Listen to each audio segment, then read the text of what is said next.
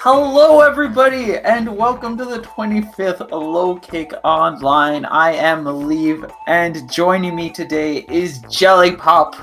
Hey, what's up, everybody? Hi. Got some hot arms coming in on tonight. Oh yeah, we've got some very sizzling arms action coming in here. This first one, we've already got mostly set up and all raring to go. Jor will be facing off against Treebird. It'll be a hot match. Tree is an amazing max brass player, and Jor is nothing to sneeze at himself. Jor's got a lot of tricks underneath his sleeve. He's continuing to get better and better with Lollipop, especially now that he's running his events and he's participating in those too. He's getting more games in, and of course, getting more games in means you're gonna get more experience, and the more experience you have, the more knowledge you have, and the easier it is to kick some butt. Exactly. That's it.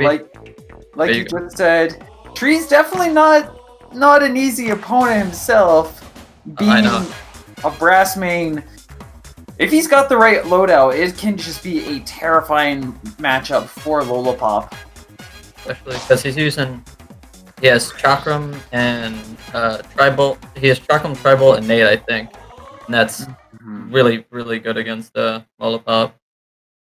But it looks like Tree is going to be switching over to one of his secondaries. We've got Springman coming in fast. Very similar to Brass, though he doesn't have that buff-up armor. He's a lot faster, and his Enrage doesn't have that armor either. So just a lot more light-footed. You get a lot more maneuverability, and he might be just concerned about the fact that Jord can definitely have a lot of good opportunities to just pressure and poke down a Brass. Right. While he is really good in advantage, if your opponent knows how to poke, if they know how to pressure in space, there's a lot of matchups where Brass literally just does not get the chance to get any momentum, and if Brass never gets momentum, he is far worse than Springman. Right.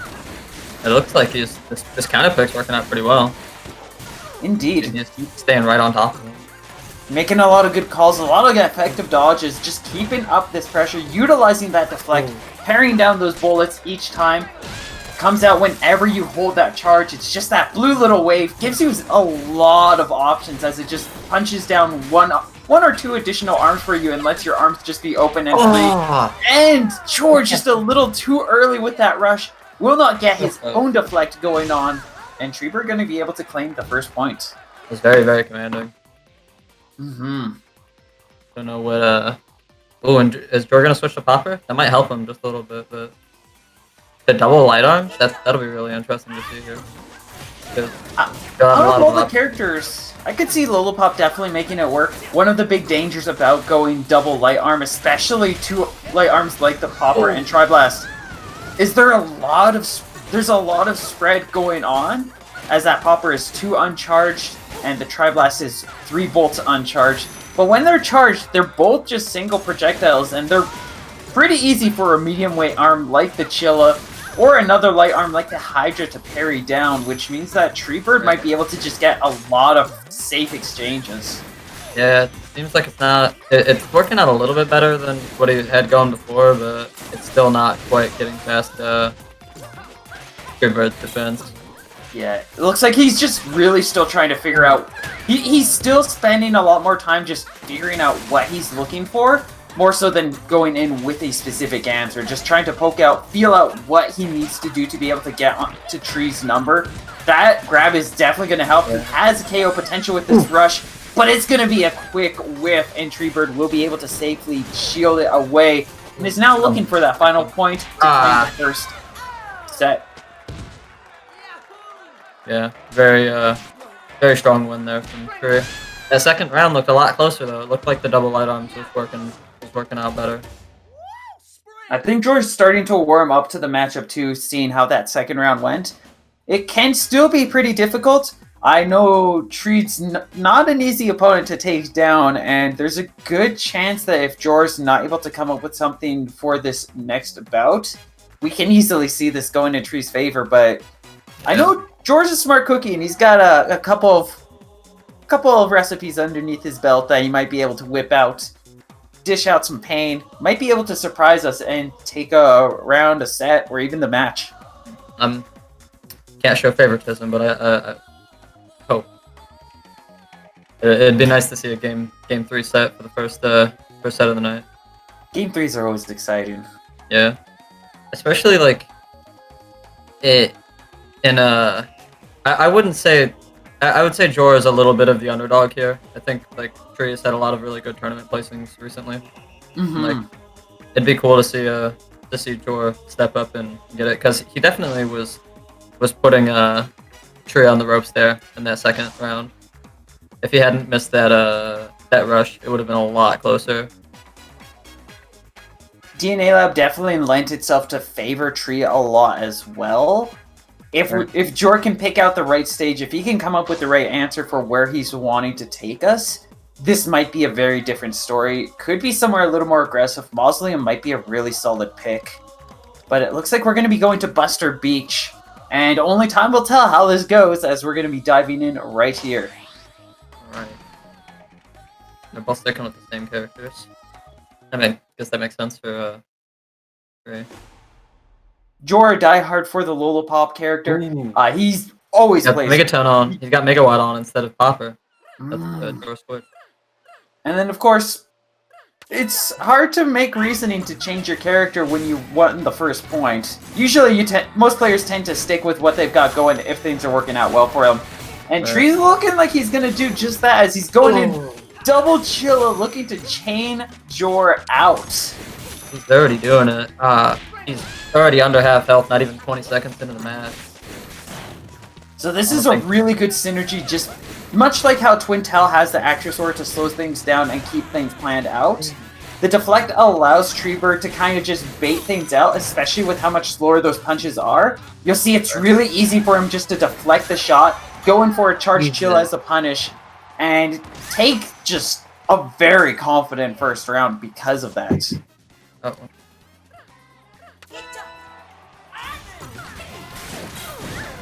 Changing things up, Jor gonna switch on double toasters, looking for a little bit better boxing speed, a little more effectiveness at keeping up pace, and a good rush to start.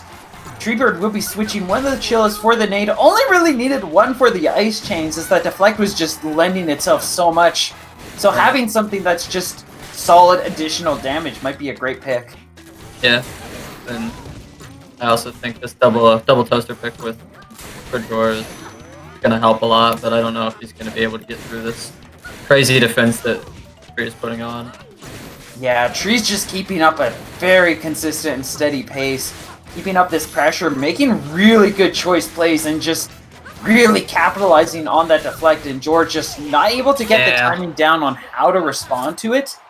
And as a result, Tree going to be able to walk away with a clean 2-0 on that match. Will be advancing to face off his next opponent. Very good set there. I really hope they both do good in their brackets. Wishing them both the best. Update on some of the other ends of bracket. We do have Adam Brain taking TC down 2-0. Will be facing off against Lunagabs, who was able to take his opponent down Mugen 2-0. Kumo beating Lack 2-0 will be awaiting his opponent, which will either be Mario 119 or Slayer Pikmin, who are currently locked into a 1-1. Really excited to see who wins that one. Those are both people I have to play all the time. Very good players. They've both definitely been leveling up a lot lately. And we might see some more Springman if we're going to be watching the Mario. If Mario is able to take Slayer out, we might be seeing some Springman facing off against Kumo's Kid Cobra. That'd be a really good set. Kumo always has some interesting stuff to show everybody. Oh yeah. On the other end, we do still have Flesh Eater and J-Ro facing off. Their score 1-1. Whoever takes that will be advancing to face off against Twin 5-0. Which, that sounds like that could be an exciting match. Yeah. That was...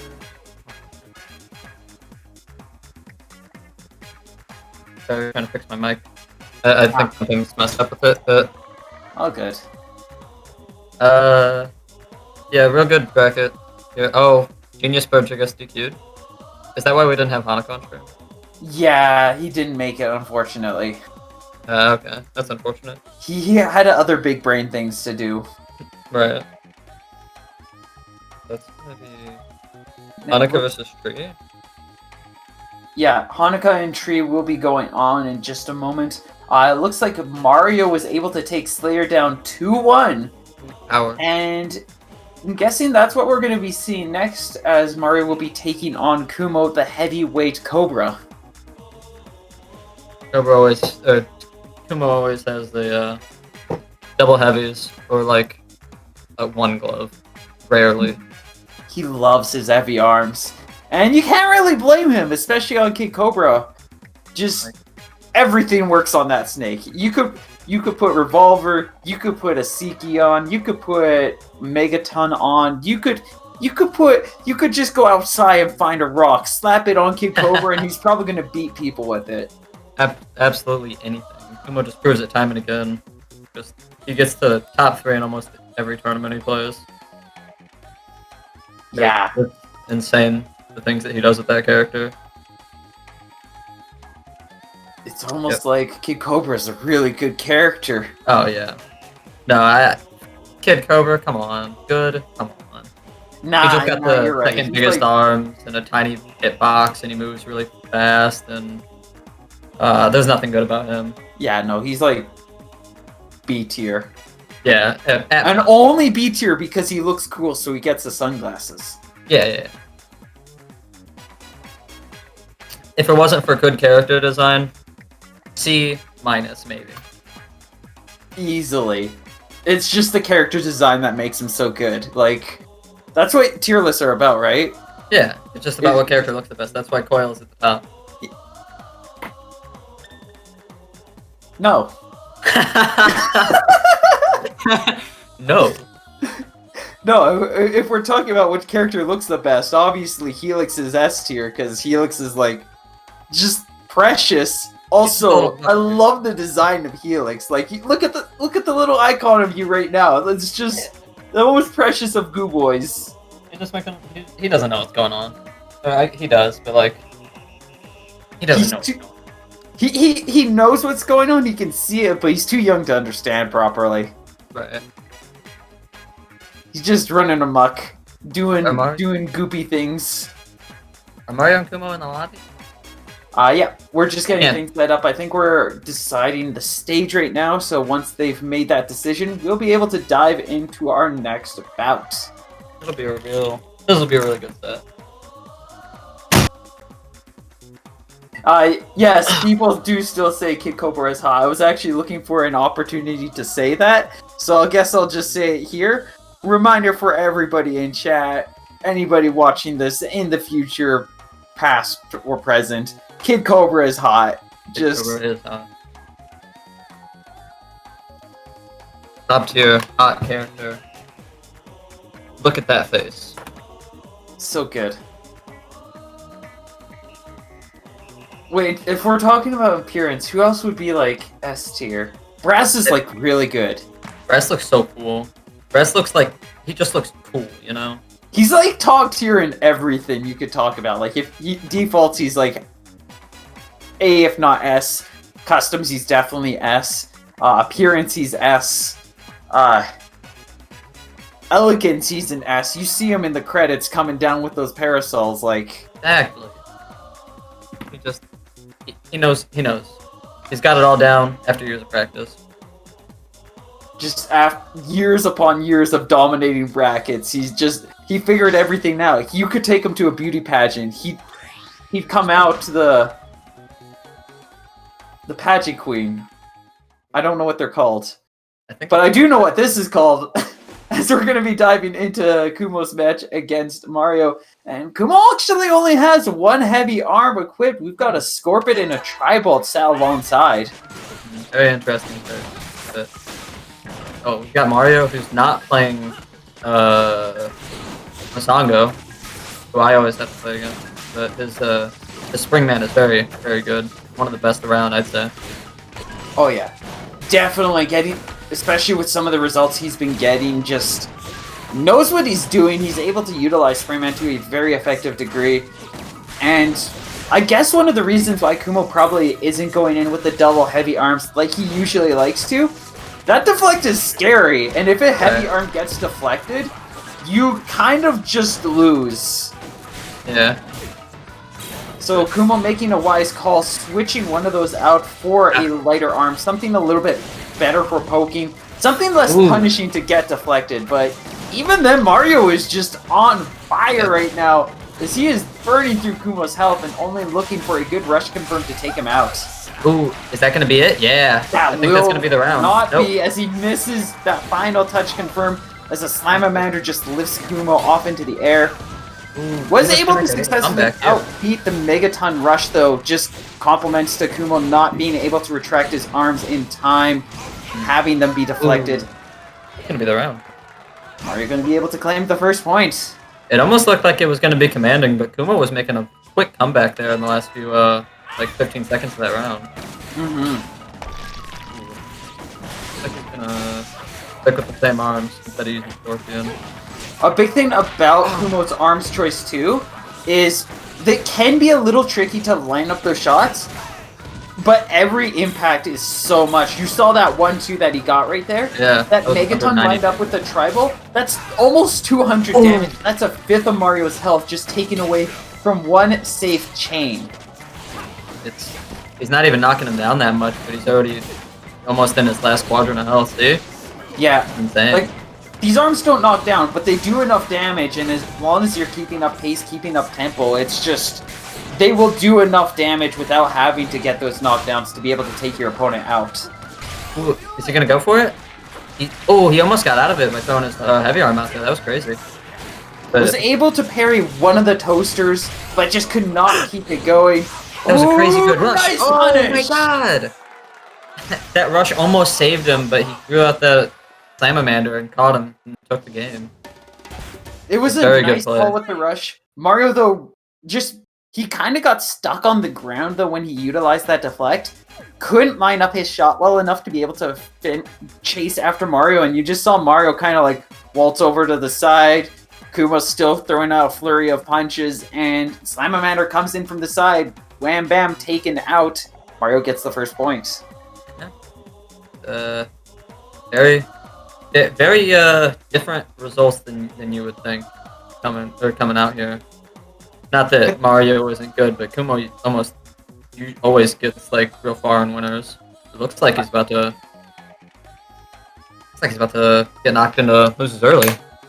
It might very likely happen, and Mario's definitely been working hard to earn that. He definitely, if anybody's going to be able to take Kuma out, Mario's definitely somebody who's a very solid contender for that. One big thing, too, is just, like we said at the start, Kumo is very well known for specializing in heavy arms. And those are the last thing you want to use against a Springman unless you have him pressured. If Springman is in neutral, if he's in advantage, heavy arms are incredibly bad against him because of his high speed, because he has that deflect. Makes it really easy for him to power through those hits, because the big reason why heavy arms work is because they power through everything else. They outweigh all the gloves, all the light arms, all the curve arms. They just flow right through it. But deflect beats that. So Mario just throws out a nice well-timed deflect, and all of a sudden Kumo's main approach, his main attack is gone. And that's why we're seeing his last Megaton get taken away. It looks like we do have... Oh, no, we're good. We are good to get rolling. Ooh, and Mario's already taken a small lead. Never mind. It's immediately back to even. But yeah, leads do not mean much until you've got like 20-30% in advantage. You need a couple of good exchanges before you really have any kind of a lead. We do see Kumo has switched away from that Tri-Bolt, looking for the Tri-Blast, looking for those knockdowns. It's just a little bit more damage too, which can't argue with somebody wanting to go after that. But again, Mario's still keeping up tempo. I think a lot of this is just now Kumo's in a position where he's not working with his most expertise of arms. He might just be in a bit more of an awkward position trying to keep up. That said, he is holding his own and isn't too far away. A good rush can definitely bring things back if Mario doesn't take him out first. Yeah. It's working out a little bit, this arm changes, but I feel like Kumo is kind of just throwing out arm after arm, trying to get any punch that he can. It seems like a little bit less organized than Kumo usually plays, but you know, He gets him the hits. Doesn't matter what I think because he's winning the round. Mario had a chance to block that rush, but you definitely saw him panic there, drop that shield, and he ended up taking 300 damage from that, losing out on any kind of contention he had on that field. Triblast giving just slight different property changes with the Triblast, helping Kuma out a lot. Yeah, it's... Ooh, I thought he was going to get out of it. That would have been a crazy dash. Mario's going to get a 160 damage rush. Not sure why Kuma switched back to Megaton, because it seemed like the other thing was working out for him. I think he feels like he might know what he needs to be doing a lot better now, and you can kind of see it how he's throwing out those Tri-Blasts as well, where there's a lot of just there's a lot more light poking, there's a lot more going in, and especially with those explosions, it's forcing Mario to have to expect them a little bit more, which means that the deflect is there less, which means the heavy is more effective, which means that he's gonna have a much easier time. Right. And it's working out for him. He had a real big lead there, but if he can get this rush, it's gonna even it up. Very even. It puts Mario in the lead a little bit, but one more interaction. Oh, yep, there it is. And first somebody takes a round. And Kumo took the game. It's gonna be 1-1. Indeed. Yeah, the explosion is just giving Mario a much harder time. Kuma went over to the tribal, he felt it out, and he's like, oh yeah, no, this doesn't work because Mario just deflects it. Right. What doesn't get deflected? Explosions. So let me turn it over to an explosive, and now all of a sudden, it's just a hard time for him. Yeah. Definitely working out a lot better. Putting a lot more pressure on him. Very commanding win there. No, it was a lot closer than I'm saying, but that's crazy that Mario took both rounds in game 1 and then Kumo takes both rounds in game 2. Same stage too. Yeah. Well, Kumo doesn't like picking stages. It probably was just Mario just picking what he wanted. But yeah. Wonder where it's gonna go now. If there's a lot of stages that can swing either way. Tempo Grounds works if Mario can get the advantage and stay on the high ground, as that nullifies Kid Cobra's jumps, his high movement and arcs, and allows Springman to keep up pace a little bit better. That said, if Mario makes the right call, he might be able to pick a good corner stage like Sparring Ring, maybe Mausoleum, which is a little more rounded, and just be able to keep an effective range. That said, I feel like Temple Grounds are sticking with somewhere where he can pressure well and continue to keep up that pressure but not have to get too close is probably going to continue to be a solid pick. Right. He just needs somewhere where Kumo doesn't really get to run away super far, because it's when Kumo was making those huge strides away that Mario was struggling to catch up again. Yeah. And it looks like he is kind of doing that here on Buster Beach, which is... I see how that could work in Mario's favor here. Mm-hmm. If you can get him into those little corners in the end. Those are the most brutal corners in the game. It's going to be the same arms from both players here. Yeah. Well, Kumo definitely, now that he's got an explosion to help out with that Megaton, that deflect is so much less terrifying, a lot less threatening. So he's just a lot more comfortable to bring it out. We'll have to see if Mario can adapt and respond to those explosions, though, in time. Yeah. And it's really crazy neutral here. They're just throwing out arms at each other. And Mario's going to get a very good grab. It's going to even up the game. And both players have rush. But Kumo's going to get right back out of that corner and go to the other end of the stage where he is going to be... It's going to be the best for him in this situation. Yeah, it especially helps because now he's also got that very consistent high ground against Mario as Mario's struggling to stay out of that hot pocket. Nice dodge, does get 115 damage. Nothing too significant, not going to bring him right back into the game, but it keeps him alive and gives him that chance to continue with the round. The Kumo is just eating through that health meter with every single one of these Megatons that are connecting. He's going absolutely crazy. Mario is just on the ropes. He can't get around this explosion. He keeps hitting his deflect, he keeps hitting his shield, he can't get anywhere. Yeah. He keeps getting a bunch of stray hits, but he can't really get a hold of any like momentum.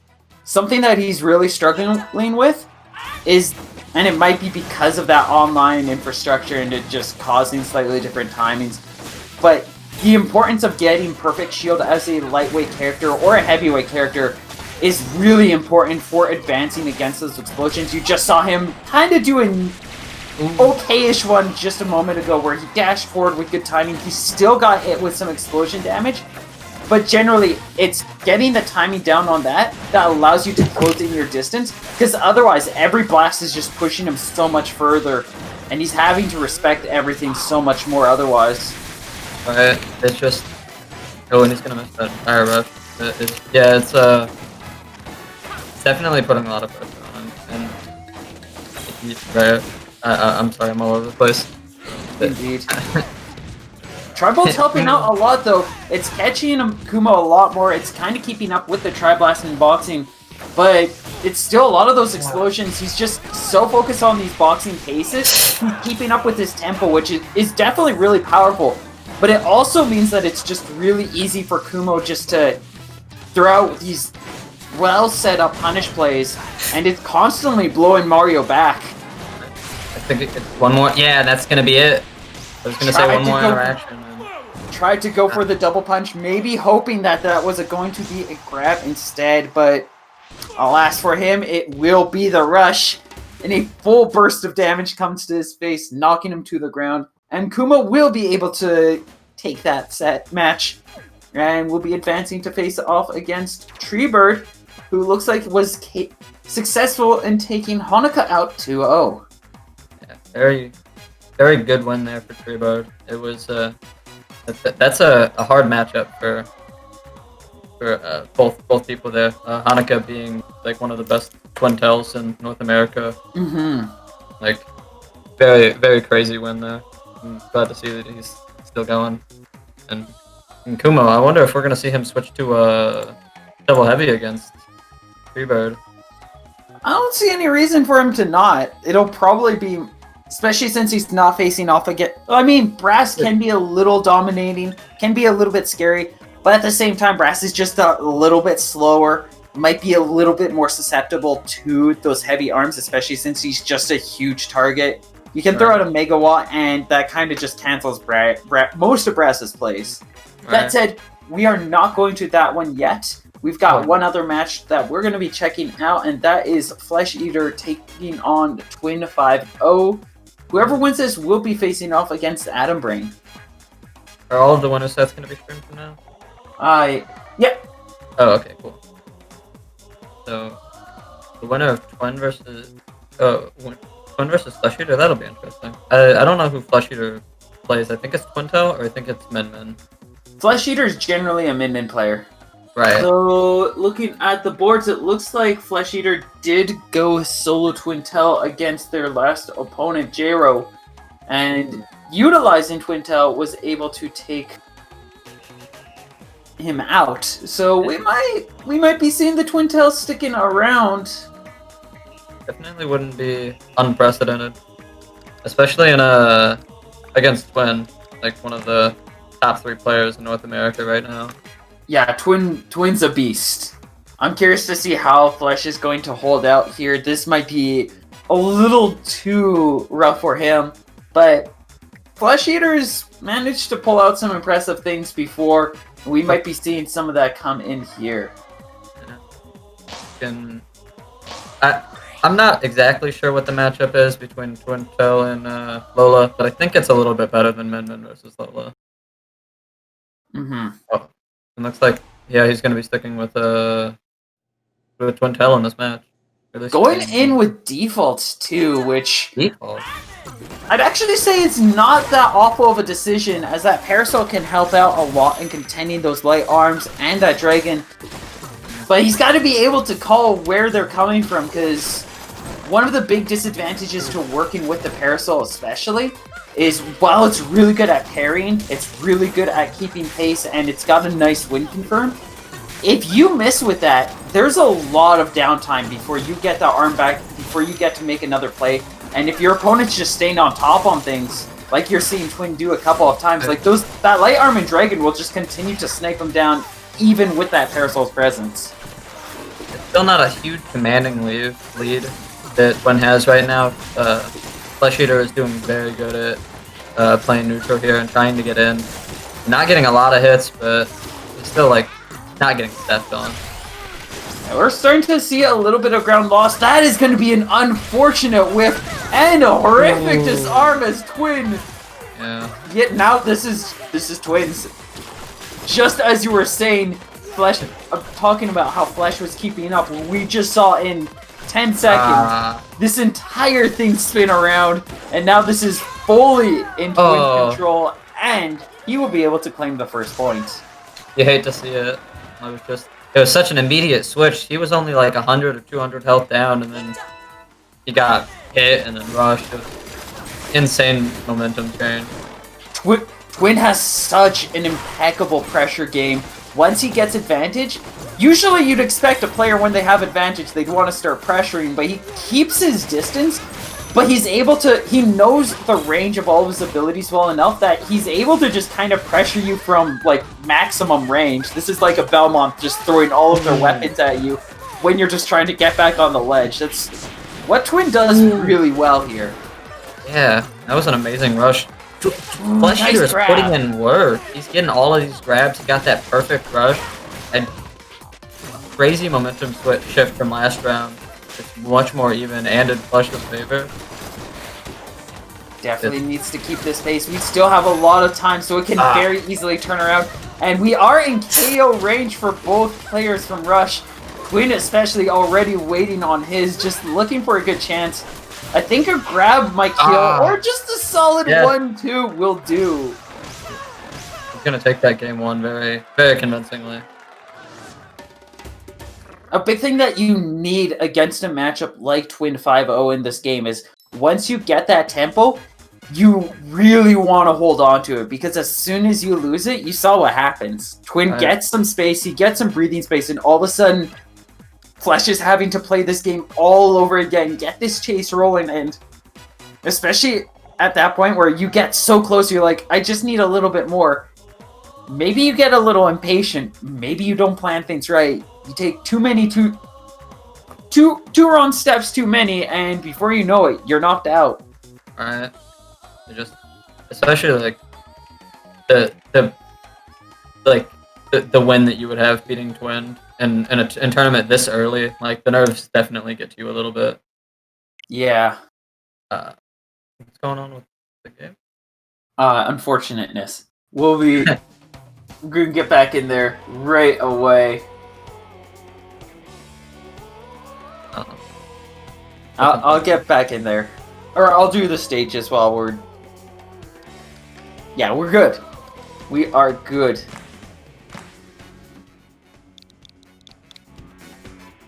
It looks like... There we go. Cool. Looks like we're back in business. We are back in business and we are raring to go. I've already got the stage set up for us as well, so that means we can dive right into our next bout.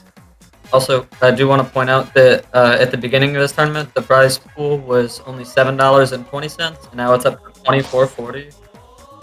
Yeah, don't forget, everybody, there is a Matcherino link. If you follow it, there's a bunch of fantastic ways for you to add money to that pool without even spending any money yourself. That said, donating money to the pool helps the players out a lot, gives them something to fight for. It's always fantastic. It's always appreciated.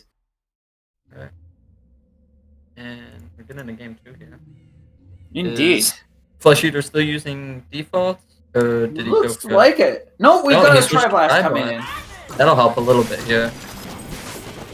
Definitely might work a little bit more than the T-Bird, which didn't seem to be doing the majority of the work last round. He was getting a lot of straight parasol hits. But...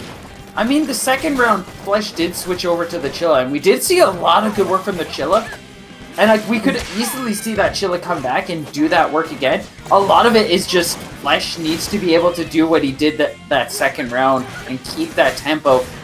We'll see if the Tri-Blast helps with that. So far, he's managing to keep closer to Twin. This smaller stage really lending into him. But he's going to get punished so hard here. Like, they both got the rush at the same time, and they both used their rush at the same time. unfortunate for Flush, but Twin was just a little bit more ready to respond, and because of that, just a nice punish set, securing him a very confident lead. And we're getting a disarm too off of this pressure. And he's gonna get a punish on that grab. It's like this is exactly what you're talking about. Like Flush had that commanding like step on. He was on him and keeping him against the wall, and then as soon as he like whiffed the rush and got punished, he lost all of the momentum that he had. And Twin just got right back in there and started punishing hard. I like this, but I don't like this. That Scully's gonna be that Scully is one of the fastest arms in this game. It does outrun the Biffler, but there's also the note where if lined up well, a lot of those Biffler shots are just kind of going to be able to outbox and overwhelm that Scully regardless. And we're already seeing that where this is an interesting counterpick choice, but I feel like this is one where Flesh Hat just doesn't have that matchup experience and might be still trying to feel things out. We'll have to see how it really turns out, because yeah, this could be really dicey, but we are seeing a couple of nice plays. Yeah, I mean, I've seen this work out before. Like, Chico used this really well in the last Steel Trap. I think he used this, I don't know if he used Parasol, but he was putting a lot of work in with Siki during that entire tournament. But not Siki, Scully. Like, it definitely does work. But he's gonna get punished very hard there. We could definitely see a comeback. Like, he has the rush. If he can get a combo or like a confirm into rush here, it'll make it more even than it was before. That's going to be a shield break. He does get a little bit of damage and that poison. Really important for potentially setting up some good tempo unless Twin is safe for those 12 seconds. And he is. That poison stack will not be refreshed. It will not slow him down at all. And he's just, it's still Flesh just struggling to find his way in. Yeah. Oh, I'm looking at the wrong thing, I think. No, I was looking at the wrong thing for a second. What the? I was looking at the actual like Twitch stream instead of the Discord stream on accident. Oh. For just a few seconds at the end, but that's a very commanding win there from Twin. He's going to be going on 2-0 to face against Adam Bryan. Really unfortunate that but Flesh tried to make it work there with the Scully, but he just couldn't quite find the punches. Indeed. Yeah, it's not easy to find the punches, especially against Twin 5-0. Just he's hard to hit, and if you don't know your way in, if you don't have the right setup, if you don't have the practice in that matchup, it is a monumental task that very few are able to achieve. Interesting bracket coming up here with Twin versus Adam and Kumo versus Treebird. Not to say that any of these players are bad, but it just like whenever you look at the player list at the beginning, you might think something else would happen. It's very nice to see the people that are in winners right now in winners. Yeah, real interesting bracket coming up.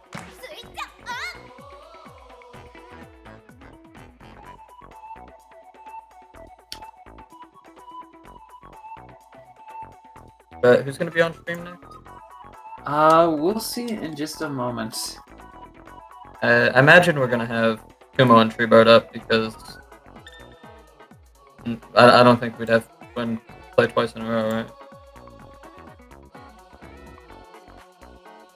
Probably not. But yeah, it depends on how things are felt.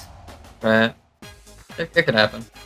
Updating everybody on the lower bracket, TCE was able to take Mugen down 2-0 and is facing off against Mario and is currently holding the point lead against Mario. In the other side, Jor gets the point against Genius, who is still unavailable and unpresent. Black taking Slayer down 2-0 and is facing off against Luna.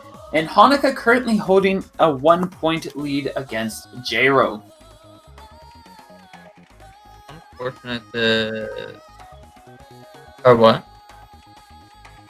Yeah, let's look at the slides. They're cool. Yeah. We've got some cool things going on. Don't forget, every Saturday, Low Kick has a podcast, 5 p.m. Central Time. It's always good to tune in, stay up to date on the fighting game going-ons with the Low Kick eSports community. And then, sorry, Support the streamer. Support the TOs. Yes.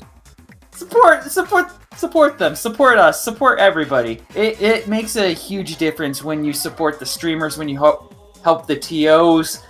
Give a little bit of donation, goes directly to the team. It goes a long way, and it helps make a lot of people who are doing TOs, a lot of streamers, a lot of commentators aren't necessarily making a lot of money off of it. This is usually more of like a side thing for them.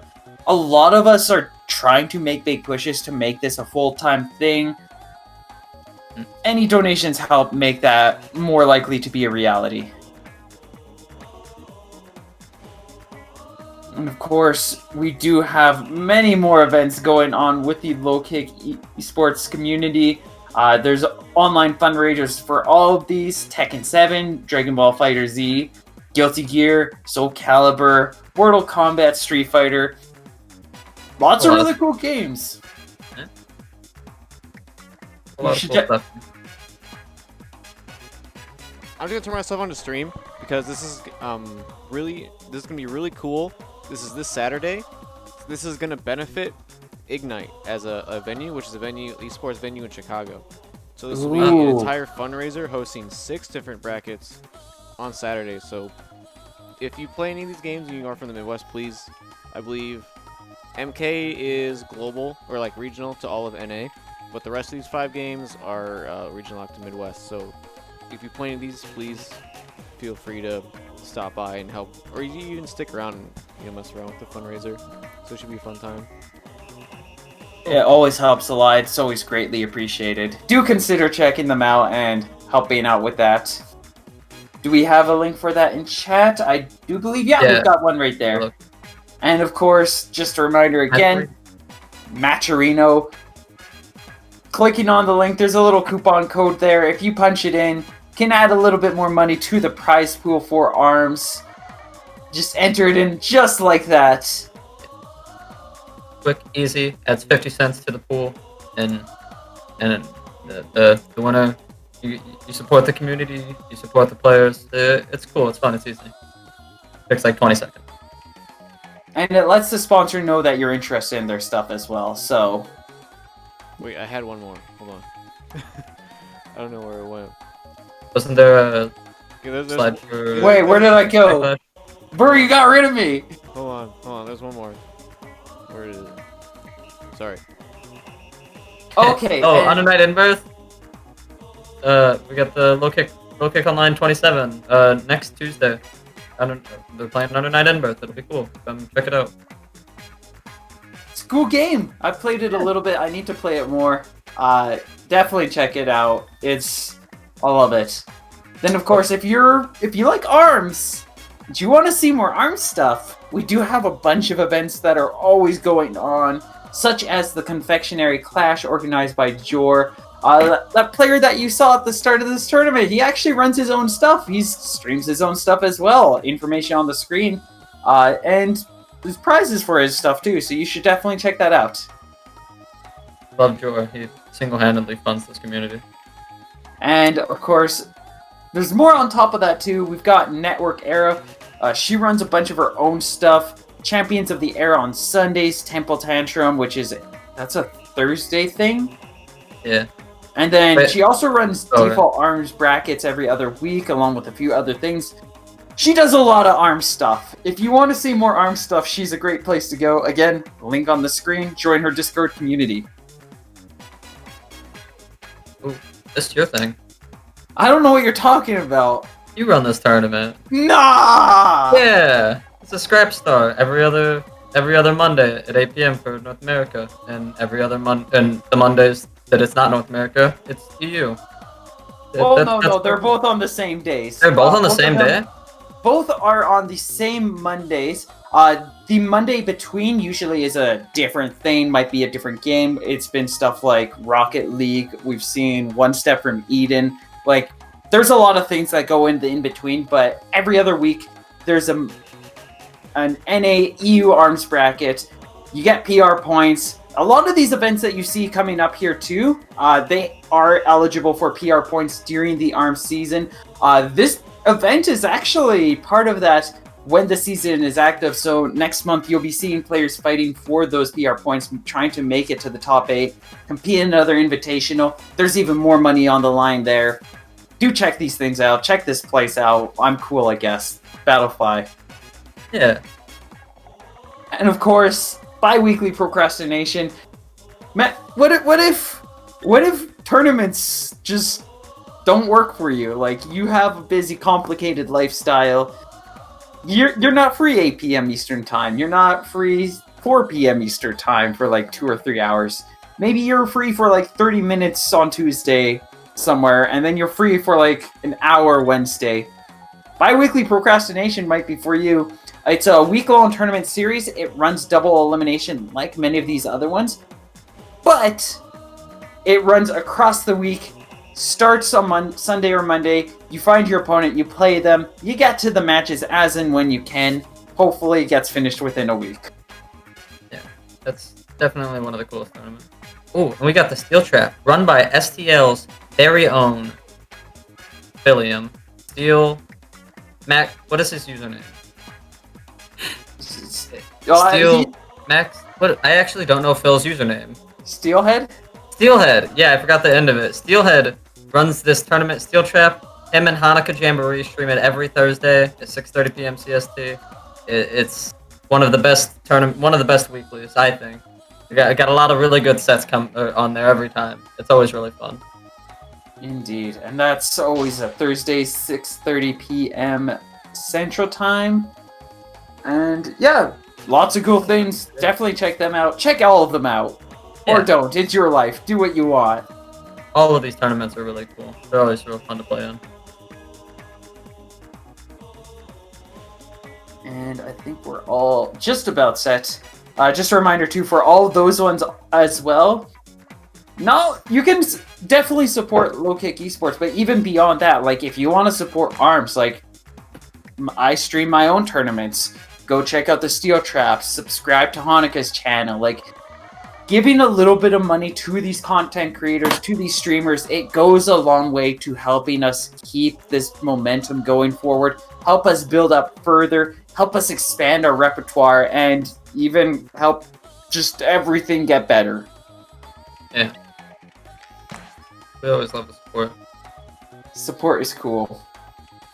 Support's the best even, especially whenever, in a community as small as ARMS, we need all the support we can get.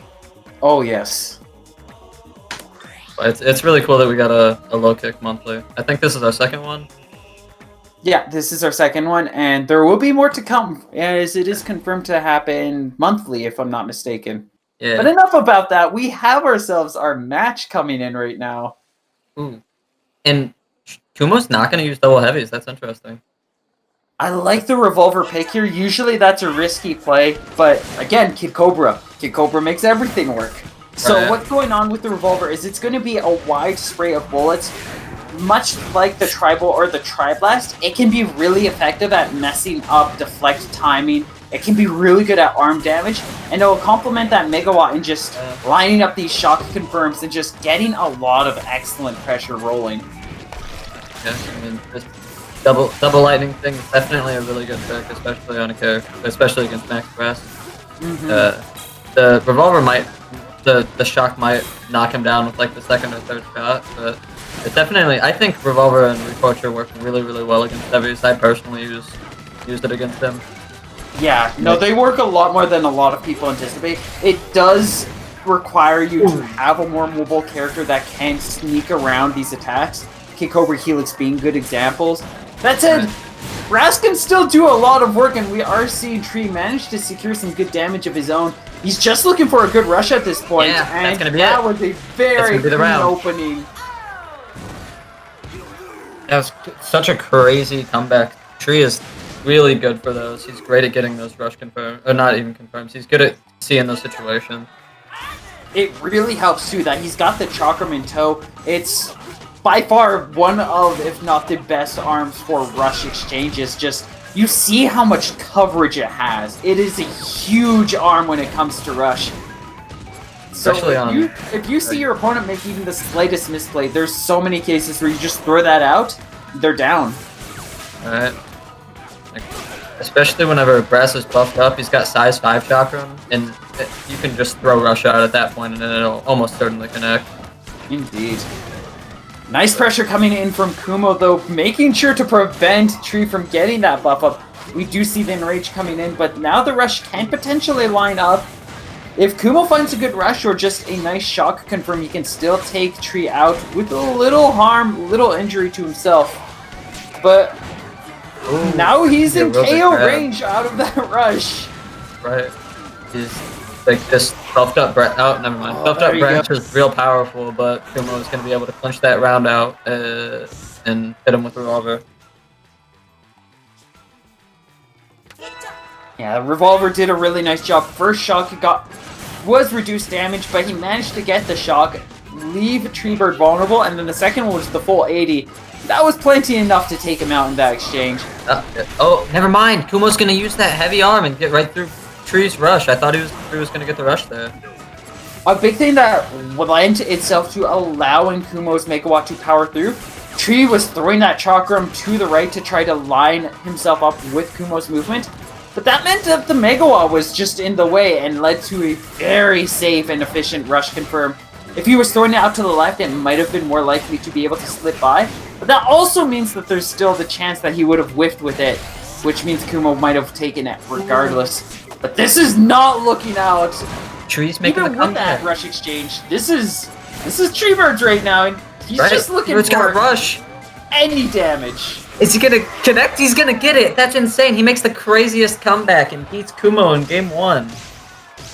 Absolutely insane play. It's Brass.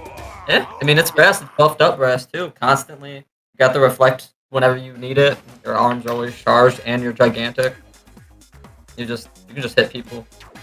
It's it did such a tricky game to play against Brass, because that is one especially. Like, this is going to be a really hard matchup for Kumo, because Kumo doesn't really have too many... He doesn't really like picking stages, which is bad in this circumstance, because you really need to pick stages that... So many stages are good for Brass. There's just enough in the tournament stage list that you can always pick something that isn't phenomenal for Brass. But if you're not being picky and you're not being choosy about your decisions, then Treebird's just going to pick good stages for himself. And Kumo needs to be able to look for things like Sparring Ring. He needs to look for like Mausoleum. Buster Beach might even potentially work just if you can keep close enough. Like, he needs to find the ones where he's pressuring, but if he's just going to let Treebird pick stages, we're going to see safe places for Brass to buff up. Brass buffs up, Kumo dies. Right. They're going to DNA Lab, I think. Yeah. I can only see them pick stages through the overlay, so I don't get as much knowledge as you. Yeah. But I don't have that much knowledge either. I'm making guesses in place. He might have picked this, but in terms of giving Brass a space to buff up, this is like one of the best places for Brass to do that. Like, you have to stay on top of your game to keep the pressure here, which is so hard with those tubes. This first round especially is going to be very stressful for him. Ooh. Yeah, he's gonna want to try and get rid of those tubes as fast as he can, or at least play around them really well. That's the thing with Chakram Brash is you get. If he hits you once with Chakram, he does another 160 damage. It's so commanding. It takes a quarter of your health in one interaction. Well, actually, even more than that, with the Chakram doing 110 and then that grab doing 170. You're almost... You're not too far away from... Yeah, 170. Oh, you're not even too far away from taking a third of your opponent's health out with one of those combos. Yeah. It's insane how quick this character, with this setup, can make a comeback. But he's doing really good reflecting all of these revolver hits. Treebird playing this really aggressively. He is going to be able to buff up. Gotta be careful of that rush. Kumo can take him out here. But look at this excellent pressuring, just good situational setups. And again, this is Kumo's ground. This is his territory. DNA Lab can work for Kid Cobra, but especially with Treebird being able to just get nice high ground positions like that. Coming down on the stairs, throwing a nice coverage grab. And Treebird's gonna take round 1 of game 2. Are we gonna see Treebird get into winners final? I think we're seeing that happen. I think Kumo's lenience on stage selection is gonna bite him hard in the back. Yeah. Especially now that he switched to Megaton, which I don't know the exact differences between Megaton and Megawatt, but it seems like Megawatt's still a better option in this matchup. Megaton's gonna move a little bit faster. It does more base damage. It definitely does more on rush as well, so it's generally a little bit safer and more rewarding, but it struggles a lot more against armor. So Kumo's leaning it even further into trying to take advantage of, or just like pressuring Treebird out when he doesn't have that armor. You can still do a lot on that armor like you just saw because of just all the chip that those arms are capable of if Kid Cobra's just untouchable. But he still has to be careful. Treebird has that magic pixel. He's looking for some kind of tempo. That grab would have been just death. Oh. Treebird was almost making a comeback there. Kumo had him down to almost magic pixel with almost full health. And Treebird got him down to his last quarter almost. That was a really good comeback. But it looks like this Megaton pick is working a lot more, you know? It's working better than Megaton. Or Megawatt. Yeah, it's helping him. It's giving him a bit of speed. Alright. He's able to just jump around and get a bunch of chip damage. Having the stage be a little bit more open too is helping out and just making it so Treebird doesn't have, or these it's forcing the two to be in positions where they have to be attacking more often, which means that Kumo's more effectively pressuring Treebird, and he's getting more damage out of that. We are seeing Treebird get some good tempo. He's got that health lead now. Yeah. Trying to keep this chase going. Weakened arm. Definitely, he's not out of this yet. This is still really close. And if I was gonna say if he get hits one more time, he's gonna get put into that buffed up state where he puts in the most work. Ooh, and he's That's gonna be a lot of heavy shield damage. Now he is in a position where any solid hit will KO. Now it's just any hit whatsoever. Oh. And it's gonna be the revolver. Does manage to find a way to make it work. Yeah. I do hope he's banning stages, though. I really do, because even if we see us go back here, he managed to make it work. I'm still worried that this stage is... I think a lot of it, too, was just Treebird didn't use... He was going really aggressive against Kumo here, where if he just took a few steps back, used the pillars to get buff up, and then went back in, or just used the pillars as a way to kind of chase after Kumo, he could have made it work a lot better. Yeah. But... yeah, it worked out for Kumo once most of the pillars were down. Definitely a huge switch from round 1 to round 2 and 3. But I do think that you're right. Then Treebird was getting a little antsy there. He was getting too into the game. Like he just needed to step back and think for a second, and he might have been able to punch that game out. Yeah, that's a big problem too against trying to play against Kumo, is it's really easy to get in over your head and start going in for chases that really don't work. You have to remember, this is Kid Cobra we're talking about. Not only is Kid Cobra hot, but Kid Cobra's really hard to catch. Right. So if you're going in aggressively just throwing out punches this way and that way, you saw several times he just kind of soars over it. Like, he just leaps over like a rabbit, and he's just like, ho-ho! Right. Especially with the height difference on that stage. Usually people don't talk about the height difference on DNA Lab, but if Treebird is sitting in that ravine there, Kumo can just jump from one side to the other really easy and dodge anything. Indeed. Looks like we are going to be heading back here. This is a really... I can see... We'll have to see how this goes, but basically, if Tree gets onto that high ground, it gives him a lot more ability to kind of counterplay against Kumo. So Kumo's definitely wanting to try to keep those stairs, keep this pressure going. Alright. Yeah, for he said he's up there on the high ground, trying to keep Kumo's movement down, but it's not exactly working out. Oh, the grab almost connecting, but Revolver just spraying all over the way. Yeah, it's not working out too much for him, man. He's not really using the pillars. He's kind of just standing at the top of the hill, and it's not working out the best for him. No, he's kind of just like we saw, like what I was talking about before. Like Tree just wants to hit. He wants to get that hedgehog, and you don't catch the hedgehog without taking a moment to think. Right. As we're seeing Kumo just continue to spray out these bullets everywhere, and it's really when Kumo's just like taking a moment to calculate these actions that's really helping him out. He actually could have had that rush because the Megaton got stuck on the pillar, but you can tell he's scared because as soon as he noticed that connection didn't happen, he just was like, all right, I'm out. Brought up the shield. Missed out on a lot of damage. That's a really good nade there, though. Yeah, I can't help but think that with the Tree, well, now he's like they're really even, but he still just seems like he just wants to hit buttons. And not that that doesn't work sometimes, but it's just not working against Kumo. Yeah, it only can go so far. We'll have to see if he's able to hit those buttons well enough to make this work. He gets a little greedy there, just continuing to throw, continuing to hit buttons, and he's gonna get hard punished for it. Because Kumo now looking for just a little bit more control to take this. That's a nice read for the rush, though.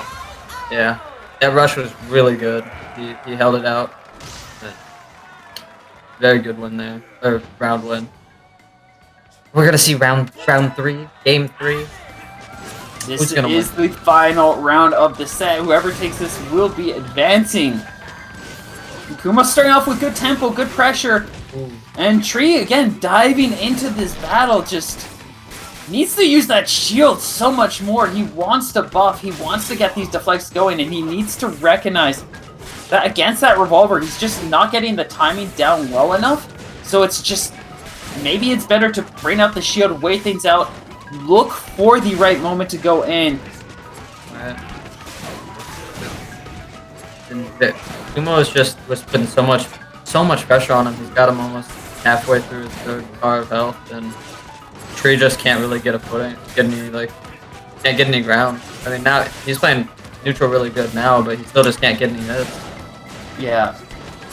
He's struggling to keep up this chase, and we are already pretty low on time. 40 seconds left. He needs to start making trades. There's some good damage. Yeah. Now he doesn't have buff anymore, and he's in his last quarter of health. If Kumo can get this rushed off, that's going to be the game. But Treebird is going to get a rush and put Kumo down into his last bar of health, too. And Kumo whiffs the rush completely. Doesn't even do that much shield damage. Looks like... Called block there. I think he needs to just try to grind rush here. Now it's a little too late. He might have been able to before, but now he needs to find his way in. But he gets disarmed, and Kumo's going to be walking away. Just maybe barely. Being a little too aggressive, getting a little too close when he didn't need to, and getting knocked down because of it. Yeah. Just, he was playing that really well. In some situations, he was definitely, playing neutral really well, in that third round. But he couldn't get a lot of hits in. And he got too impatient. Kept hitting buttons. That just can't work against everybody. It's so hard to not press buttons, but sometimes you need to be able to recognize when you need to...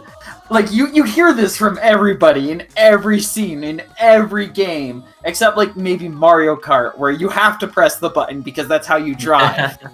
Right. But, in every other scene, every other game, sometimes you just need to hold block, or you just need to not press a button. Because there's a lot of cases where people are setting up to punish the pressing of buttons, where the specific purpose of, the Revolver Megaton spread was it quickly retracted fast enough, it was a solid spray of bullets.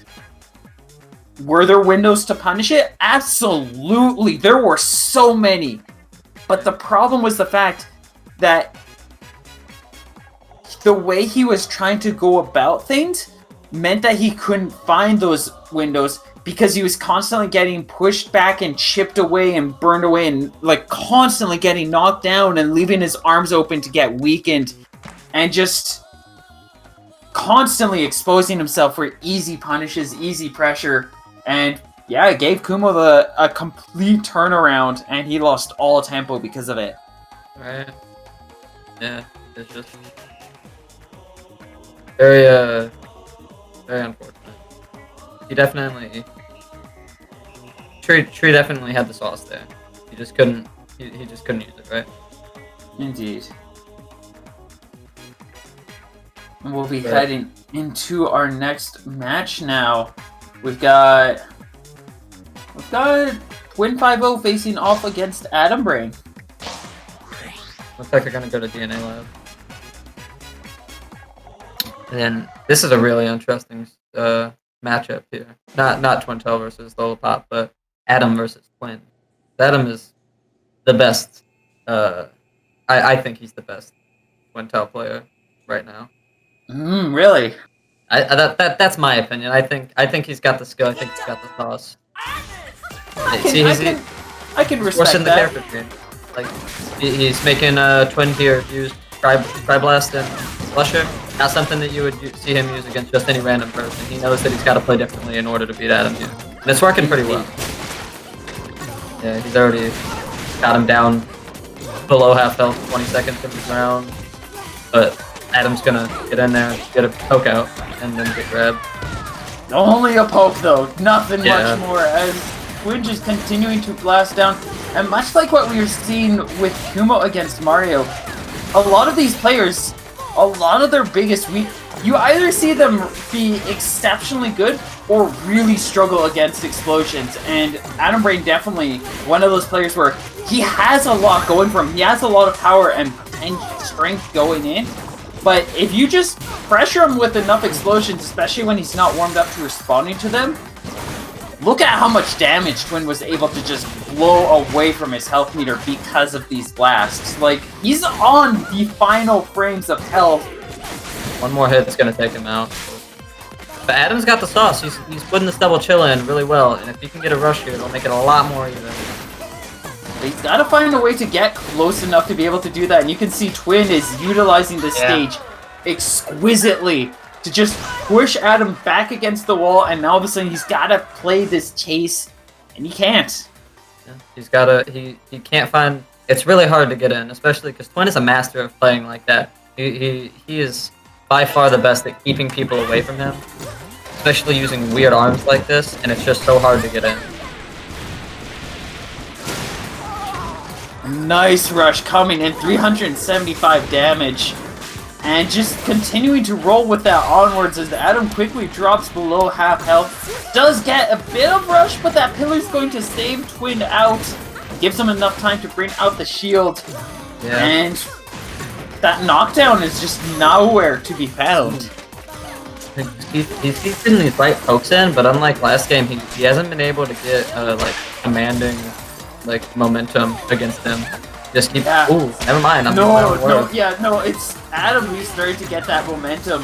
One big thing against Lollipop too is like, if you know how your opponent's moving, Lollipop is probably the easiest character in this game to grab because of how much she relies on shield movement and how big she gets when she brings out that shield. You can just call out a shield super dash. You can call out these jump shield bounces that you're seeing. You can, anytime you see the shield, that's a good chance to grab. And there's a lot of those for Lollipop because of the way she moves around. Twin is using these pillars so well to just stay away from him and keep this lead that he has, even if it's small. But that lead is going to go almost completely down the drain after just one grab. And now both players are within range of taking the other out. Out comes Twins first. That could be a shield break. Ooh, he took that small amount of damage, so he can try and get this rush in here. That was such a good play. But it's going to be even health. That's going to be a draw. No, it isn't. Oh, just enough. He had like... And he keeps the rush. Maybe 5 or 10 health. That's so insane. I thought that was so smart. That was calculated to like the decimals. That was an Adam Brain play right there, my friends. And he's gonna come in with this rush, but not so smart here as Twin, the master of reading books. He's read them all, and he's read Adam Brain as he takes that rush away. He's sticking on him. He's getting a lot of good pokes in. He's got him almost down to half health. This is such a good set. He's getting a crazy grab right there. Adam couldn't react to it in time, and Twin has rush. I wonder if he's gonna be able to put this pressure on him and catch him. Oh, this is an easy shield break. Yeah, not a lot of out of shield damage, but that stacks up. You know, that catches up. It's just a little bit more, and if Twin can just continue with this momentum, that shield break could easily take Adam out if he gets too low. Nice punish, good patient play from Adam though, keeps him alive, gets him a bit of damage, but as he's currently standing, it might not be enough. Ooh, very good grab. He starts getting grabs like these again. If he just put the sauce on, he put the hat on, he can get these hits. He has the power. Twin is not out of the woods yet. He's got another rush building up. Twin has his rush ready. Likely gonna try to just force his hand. That won't be a break, but just such weakened arms. He can't hold out too much longer, and he's just gonna go for it, looking for a chance to bring himself back, but he's not having a blast here. He tried so hard, but he just couldn't get that third round out. This is a really, really close game. In the end, it didn't even matter. In the end, it didn't even matter. That's such a good set here, and winners, is this round 3? Winners semifinals? Yeah. Right. Yes. So interesting. So good, such good games going on right now. Yeah, no, that was intense. We'll do a quick update while these two are picking up their next stage. Hanukkah able to take Mario down to 2-0. Mario able to turn things around against TC and took him out 2-1. Unfortunately losing out to Hanukkah, who is now awaiting his next opponent, which is whoever gets knocked down here. Yeah. That'll be interesting. If it's Twin versus Hanukkah, that'll be a hard set. I think we're casting all of the sets from now, right? So yeah. We'll see that too. Lunagab's currently chilling out with Treebird. Those two will be streamed just momentarily as well. Luna having to take Flesh Eater out 2-0, who was able to beat Jor 2-0 to reach that position. So we've got some fierce players still sticking around. Very good stuff going on. Like the rest of the people in this tournament are all monsters. So all of the sets that are going to be played now are going to be really good. They're going to be monstrous plays. Yeah, they're going to be gigantic. Godzilla levels of stomping and stamping and roaring and shouting. The arm's nice as well, but you've got same arms, same characters, same stage. Same nice. Same nice. And Twin is putting the pressure on. He's already got Adam down to half health, almost 30 seconds into this game. And Adam just can't find any ground to stand on. Twin is just stepping on him. He's working on a perfect right now. And he's gonna get a grab. One more punch is gonna get him the perfect. And he has rush. He's got a shield breaker rush that could break that shield. He doesn't need to though. He's just gonna spray out a Tri-Blast bolts. And Adam walking right into it. That was insane. An absolutely crazy play from Twin here. Taking a unbelievably commanding round. I don't know how Adam's gonna recover from that. He's got to be honest, sitting back in a seat now. But he gets past that Tri-Blast, gets a full rush out. So he's making a comeback. He'll be able to take. He might be able to take this round. He does hold the lead right now, but he still has to respect that explosive rush that is just awaiting him on Twin 5-0's side. As this pressure just continues to chip away at his shield every moment. This is probably going to be a rush. It's going to be a safe block. This will not be the shield break, but it's gonna break. We do get a light disarm, and Adam safely utilizing that pillar will be able to recover. Comes out with his own rush. Safe block, but he's not... Even with that call, he is going to get punished. Quinn just on another level, on another plane of existence right here, as he's just calling out every Adam play there is. That was a really good grab from Adam, though. Making this game look really even, and he's going to get another grab and put Twin down into his last sort of health. The Twin is going to get his rush any second now and make this game much more even than it is. Ooh, there's another freeze. There's the grab. Twin. Knowing that he got baited out the last time, didn't want to get baited out this time. And Adam's like, you're gonna hold on to that, aren't you? I'm just gonna grab you. Yeah. I mean, Adam definitely, like, after that first round, proved that he is not out of this game yet. He is still putting in work. Not losing just yet. Using this last pillar to his advantage to try and save some time and play around him, try and get a couple of hits in. Get Twin to start making some fancy plays, but that grab is going to get caught out. 385 damage in, and now Adam Brain at the health disadvantage. His rush only does like 2/3 of that too, so he needs a little bit more on top. And an ice to grab will definitely lend into that. Ooh, and now he's got him in the corner, sort of. Oh, he got clipped out. That hit him just in the feet. Wasted his rush there. Really unfortunate. That's the danger of jumping into the air and throwing out your rush, especially if your opponent is ready for it. Throw out a nice explosive trap and you will not be able to break out of it.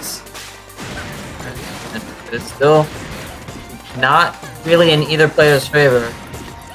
But Twin has his rush now, and he's gonna completely miss it and grab. That was an insane play. Twin just getting a little too close for comfort, and Adam capitalizing on that, quickly moving away, and that camera just could not turn around in time. This is now Adam's to take, as he only needs one more hit, and it's gonna be the round. He clutched it out. He said, you know, I almost got perfect in first round, but that doesn't matter. I'm still in this game, baby, and I'm going to win it. Very good. A little too smart to be falling out yet. Exactly. No way that something this exciting is only going to be 2 games. Can you believe it? That anybody thought this was going to be 2 games? No, it's going to be 3, of course. Can you believe it? Yes. No. No, okay, I'm sorry. Both winner semis games, rounds, sets, I mean. Very exciting. Both have been pretty close and very intense. I don't know who possibly is going to win this. I think I still have the vibe that Twin's going to find his way through, but Adam is definitely making his work count, his money count. Whatever the analogy is for doing a good job and making it. He's going to Value Town. He's making everything count that he can, and he was able to take that first one. Does mean that Twin is picking the stage now, though, which that could put him in a very not fun place. Right. Especially, I'm gonna make a fat call here and say they're probably gonna go to Buster. Yeah, that's Twin's stage. He can put the most work in there. It takes away the pillars that DNA has, and he could just keep them at arm's length the whole time. Very good pick there from Twin.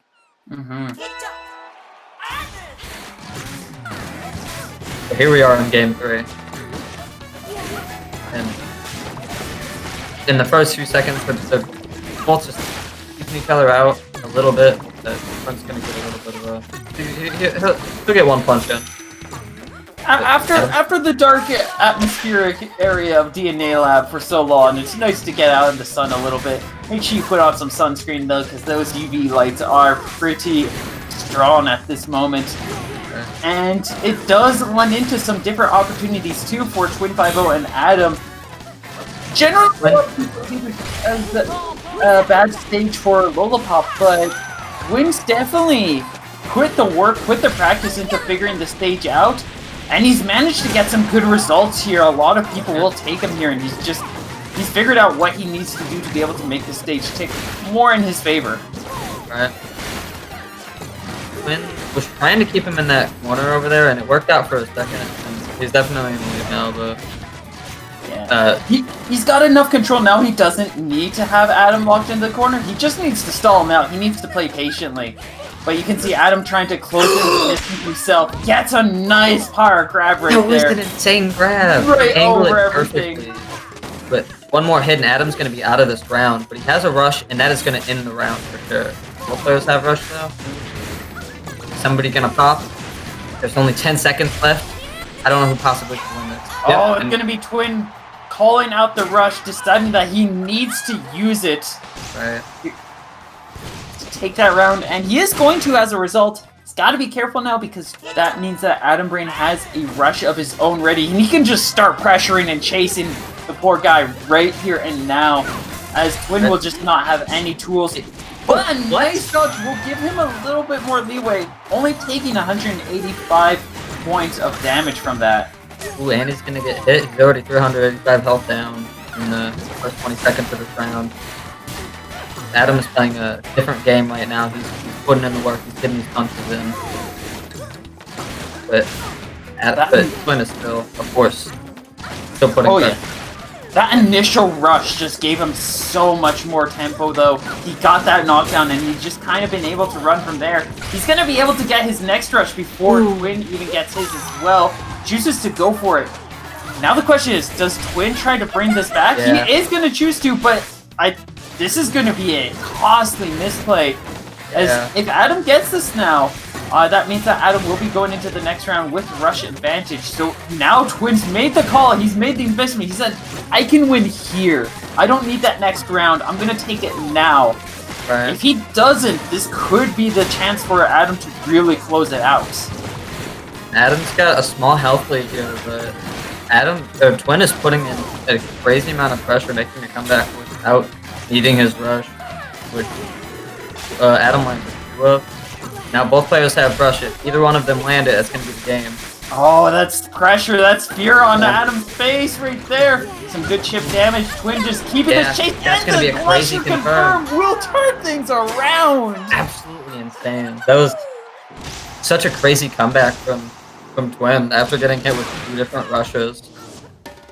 And whiffing his first rush too. Just managing to be like, I don't care. I want this round. You're not taking it from me. Yeah. He didn't need to lose. He didn't need to go to round 3. He was like, you know what? Forget it. I'm winning right here. And he did. Is illegal for Twin 5-0. So he's not gonna lose. He's gonna keep himself fighting onwards, and we'll be advancing to face off against Kumo later on. Adam Brain will be knocked down, and that means we might be seeing a Twin Tail mirror match. I know you all don't really like these, and I know a lot of Twin Tails don't like the Twin Tail mirror match, but I personally, that is a cup of tea that I am more than interested in indulging in. We're gonna see people hitting the dash button a lot in that set for sure. It's always fun whenever 2 Twin Tails are just sitting in neutral using Actrosora and neither of them are punching. Well, there's a lot more to it where generally the start is very much like they might start out that way where they're feeling each other out. Then it becomes a little bit more of a mad dash as they try to assert dominance, set up that lead, get that tempo advantage. And then it becomes a dance where one has that lead and then the other is doesn't get to use Actrosora as much, so it's all about their movement and how they're trying to pressure the other one out of Actrosora and how to punish that specifically. And then it turns into a very vicious back and forth. It's not necessarily it's not the Bayonetta standing on either end of the stage mashing the B button. Right. There's a little more finesse that's going on than that. It's definitely a complicated and very deep matchup. Yes. There's a lot of big brain plays that are going on in those circumstances. Alright. Who are we having on stream next? Is it going to be Treebird and Lunagabs? That is correct. We will be running the Tree and Luna. Adam Brain and Hanukkah will be just a few moments afterwards. And this is what it looks like. This is how our board is at the exact moment. Twin facing off against Kumo. We'll see that later on down the road. Hanukkah will be facing off against Adam Brain. And then the other side of losers quarterfinals, that's going to be Luna and Tree. There we go. Yeah. Here's the new updated bracket. Look how beautiful it looks. Top 5 is insane. So well designed. I like it. Splendid Kumo in top 3. Not surprising, but very exciting. Sometimes it's the not so surprising things that are the most exciting, especially when it's just like you got quality picks. Right. There's not a lot of lame plays. Not a lot of lame players in this game. You know, nobody's ever really getting rooted against. Mm-hmm. It's always fun. Always high action game. I wonder if Treebird is gonna use his Springman in this matchup against Luna, who could play one of 15 characters. Let's see what Luna knows how to play everybody. Tree used Springman in the first one against Jor. Then he went over to Brass against Twintel. I'm guessing he's expecting Twintel again for Luna. So I would suspect the Brass to be stepping in, especially since he had such massive success against Hanukkah with his Brass. Likely looking to step back in and make it roll. You see, Treebird might be assuming just a little bit too much here, because like every time that I expect Luna to play Twintail, he picks Coil. We could see a Coil pick here, and Luna's Coil is nothing to mess with. He's so very good. Like that would definitely help him in the matchup, I would say. Twintail versus Max Brass, not the most fun. Indeed. Yeah, no, Coil's just... I mean, Coil's not fun as anybody. I mean, it depends on the player. I personally enjoy a good Coil matchup sometimes. Sometimes. But there's a lot of cases where if you ask most of the community which matchup is their least favorite, more often than not, you'll hear people say Coil. Right. Sometimes you might hear Helix, sometimes you might hear Master Mummy or Mechanica, sometimes you might hear Kid Cobra. Those people are wrong. But generally it's going to be Dr. Coil. She's just so good. And she's the only character in the game that can use disadvantage cancel, where she just stops being in a disadvantage state. Mm-hmm. Twintail players hate the Ditto more, or hate the mirror more than anyone. I can understand that. Coil. Yeah, we don't actually have any top-level Coil players. Nobody's ever been able to make her work against Vega. We don't actually have any top-level players of any character. No top. None of the characters are good. They're all F tier. Yeah, this is actually the first tournament that we've ever played, so nobody really knows what a tier list is or how to play the game. I've actually never met you in my life. Who are you? Bro, where are we right now? What? Huh? What's going on? Stage? What stage is it? What are stages? This is such confusing lingo. I'm so completely lost. I might as well explain the stages well to help us find our way. So, for those who might not be in the know, ARMS does have 15 different stages. Not a huge amount. It's pretty limited, but it's enough to make things work. Of those 15 stages, generally we have about 7 that are considered acceptably viable for competitive play. You can maybe add in 2 to 3 more overall, but those 2 to 3 extra are a little too far off on the field. The main 7 being Mausoleum, DNA Lab, Scrapyard, Spartan Ring, Buster Beach, Via Dulce, and Temple Grounds. You're right, they don't want with this there. With Twintel. And Kubota's right for that call out, but we're going to Temple. What? That grab didn't connect, he deflected it and went with his own grab? That was like frame perfect deflect right there. Or Luna missed. One of the two. But he's not missing this time. Right. Luna's putting in crazy pressure right now with the Tri-Blast Toaster. Putting a lot of pressure on Kubo. Actually, I like this. Both of the players have... It's always... You actually see this a lot more commonly than you might think, but there's a lot of cases where players will utilize, just because a lot of the arms are pretty... It's pretty consistently what is considered high-tier arms, and a lot of the arms and their counterparts are often found in that area. So you see Treebird going in with the tribal and the nade, so he's got a good confirm and then the good explosion. And then Luna actually has the opposite, where the explosion is now on the try, and then his solid arm is that toaster on the other end. That's gonna be a fat 250 damage with that rug. And yeah, you're right.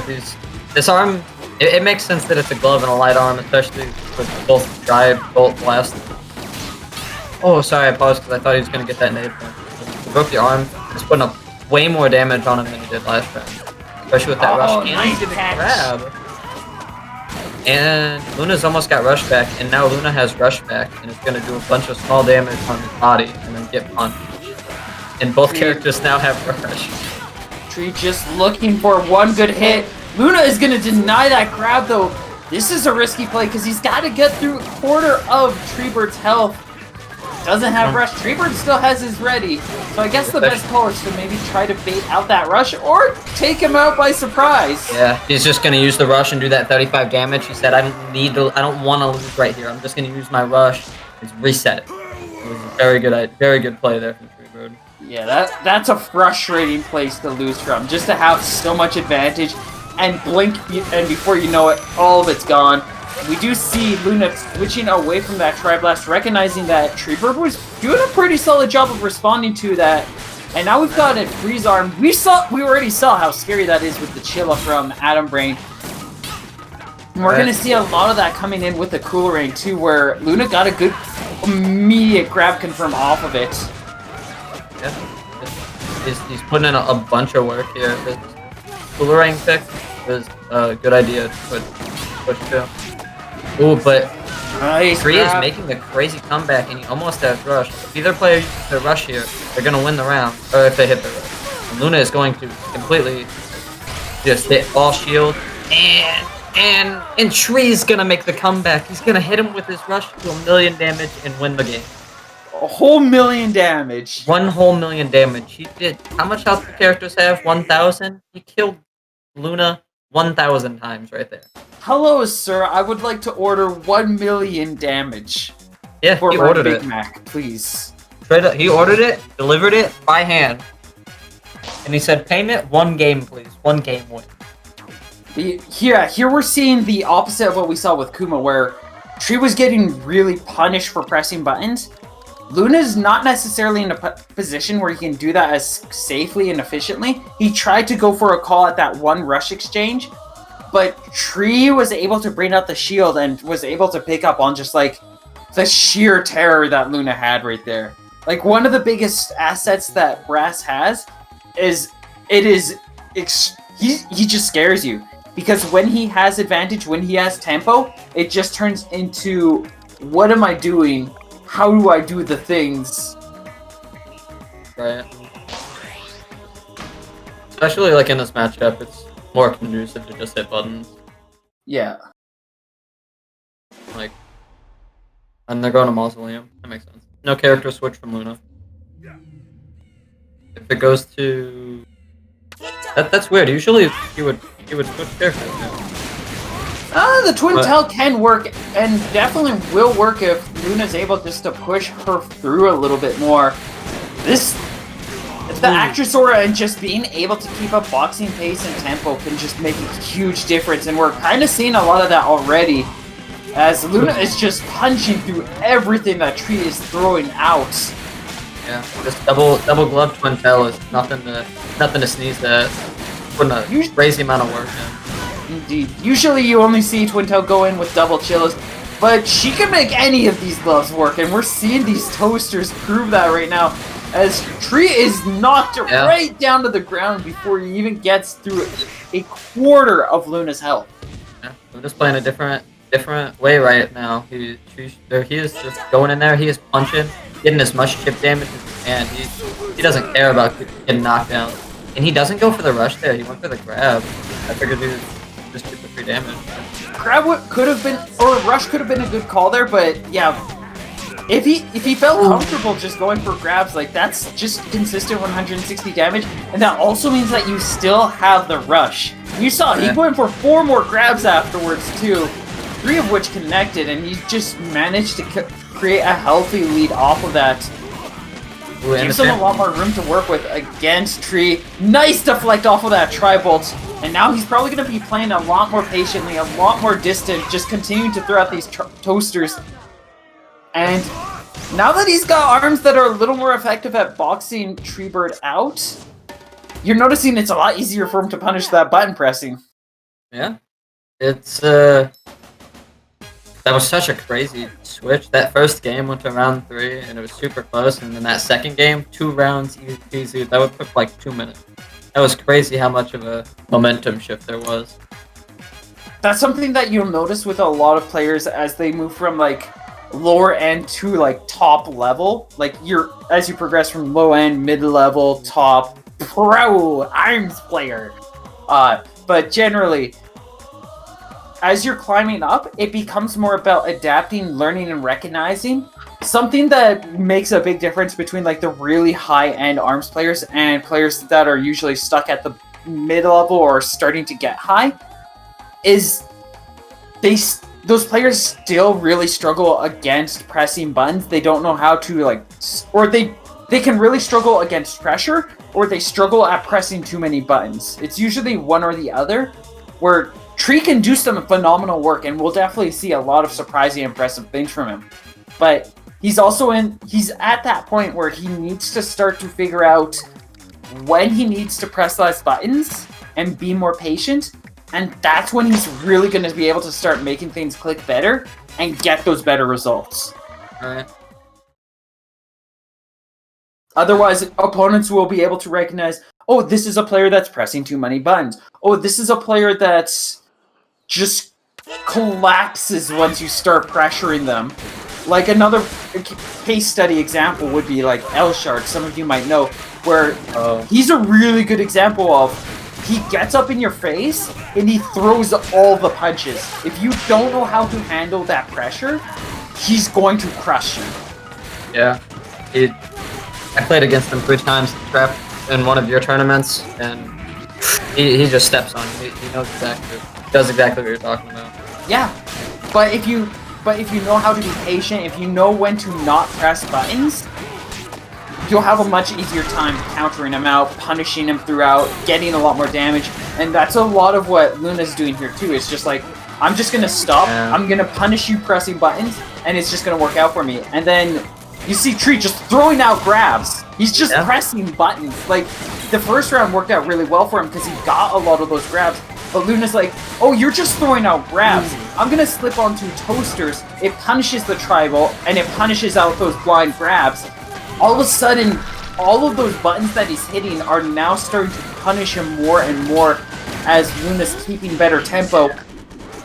Nice dodge, nice block. Will keep Tree alive here. But, like, again, that round was his. Yeah, if he would have hit the rush button there, he would have won. He didn't even need the rush button. He whiffed 2 to 3 chances because he was throwing out Tri-Bolt and nade over and over. He had 2 good Tri-Bolt grab confirms, which would have meant that he could have got 340 additional damage. Luna didn't even have enough health to sustain 1 grab there. But because he kept throwing out all of these additional punches, he didn't have the opportunity to go for those grabs. Yeah, he definitely was just hitting buttons. If he hadn't just been hitting LNR over and over again, he would have won that round. But it doesn't matter. That first round, not important. He was like, you remember that? Doesn't matter. Just forget about all that. I'm winning the second round easy peasy, 34 seconds. He came back and he just stomped on it. But yeah, that was the weird Siki switch. Yeah, the Siki combo really didn't work out. Chakram is also helping out, and that allows him to kind of keep up a bit better, because the Tri-Bolt was literally not doing anything half the time. Where the Chakram will at least box with the Toasters. Toasters will still come out on top at the end of the day, but it helps him contend a little bit better, so he has more time to be able to utilize his button presses and movement options. Right. Ooh, good call out for the rush, but Toaster's a really safe arm, so he's not going to be able to connect. Get some good damage here. He's keeping up this pressure. just needs to keep it up a little bit longer. Luna trying to build a little bit more ground to get this rush ready, and now it's set to kill. He needs to press less buttons, he needs to stop, he needs to think. He's dashing back, he's trying to create room, he's definitely respecting because he realizes what's at stake now. He's starting to play a little more patiently, trying to build up that rush, and Luna is just trying to poke him out. Ooh, Tree's actually playing a crazy game. Ooh, that was a solid bait though. We just see the rush coming in. But he's not gonna have the time to use it because as soon as he saw that he was on last hit, he started pressing buttons again. He realized that he couldn't just keep hitting buttons, and then he was like, okay, I need to get my feet, I need to step back up, I need to stand up, I need to take a deep breath and play the game. But Luna just couldn't give him a chance. He kept having to deflect punches, and he just couldn't get back on the ground. Yeah. He took that moment to breathe. Luna threw out the rush, and then his brain just said, okay, waiting didn't work. We need to press buttons again. And as soon as he pressed buttons, Luna's like, I win. Yeah. Very good set. Good job to Treebird and Lunagab. Lunagab's going to be going into, those are semifinals. Going to get at least 4th now. That's an STL player on top 4, baby. Let's go. I mean, we still got a chance for 2 of them. We might be seeing a team kill coming up if Hanukkah can find his way to overcome Adam Brain. We've got 2 of the top Hanukkah, or 2 of the top Hanukkah, 2 of the top Twintel players coming in here right now. It is going to be quite the jamboree. Yeah, this is really interesting set. Yeah, because I don't think that my man Hanukkah is going to play somebody that isn't Twintel, which means that we're definitely going to see a Twintel Ditto, unless Adam plays like a different character that I don't know about. He's got a Masango. We might see the Masango brought out. I could actually see that. If you follow me with my train of thought. All right, I'm following you. Basically, so Adam has a really solid Twintel loadout. Right. Hanukkah has a really solid Twintel loadout that's better designed at countering other Twintels. Right. Adam Brain doesn't use the Tri-Blast. Hanukkah uses the Tri-Blast. Hanukkah uses a Chakram. Both of these arms can really suffocate a Twintel player. Right. We might see Adam Brain and Hanukkah go into their mirror match. Hanukkah comes out on top, and then Adam switches over to Masango so that he can try to swing for that armor and try to utilize that. And then we see how things go from there. You know what? I followed your logic, and I completely agree.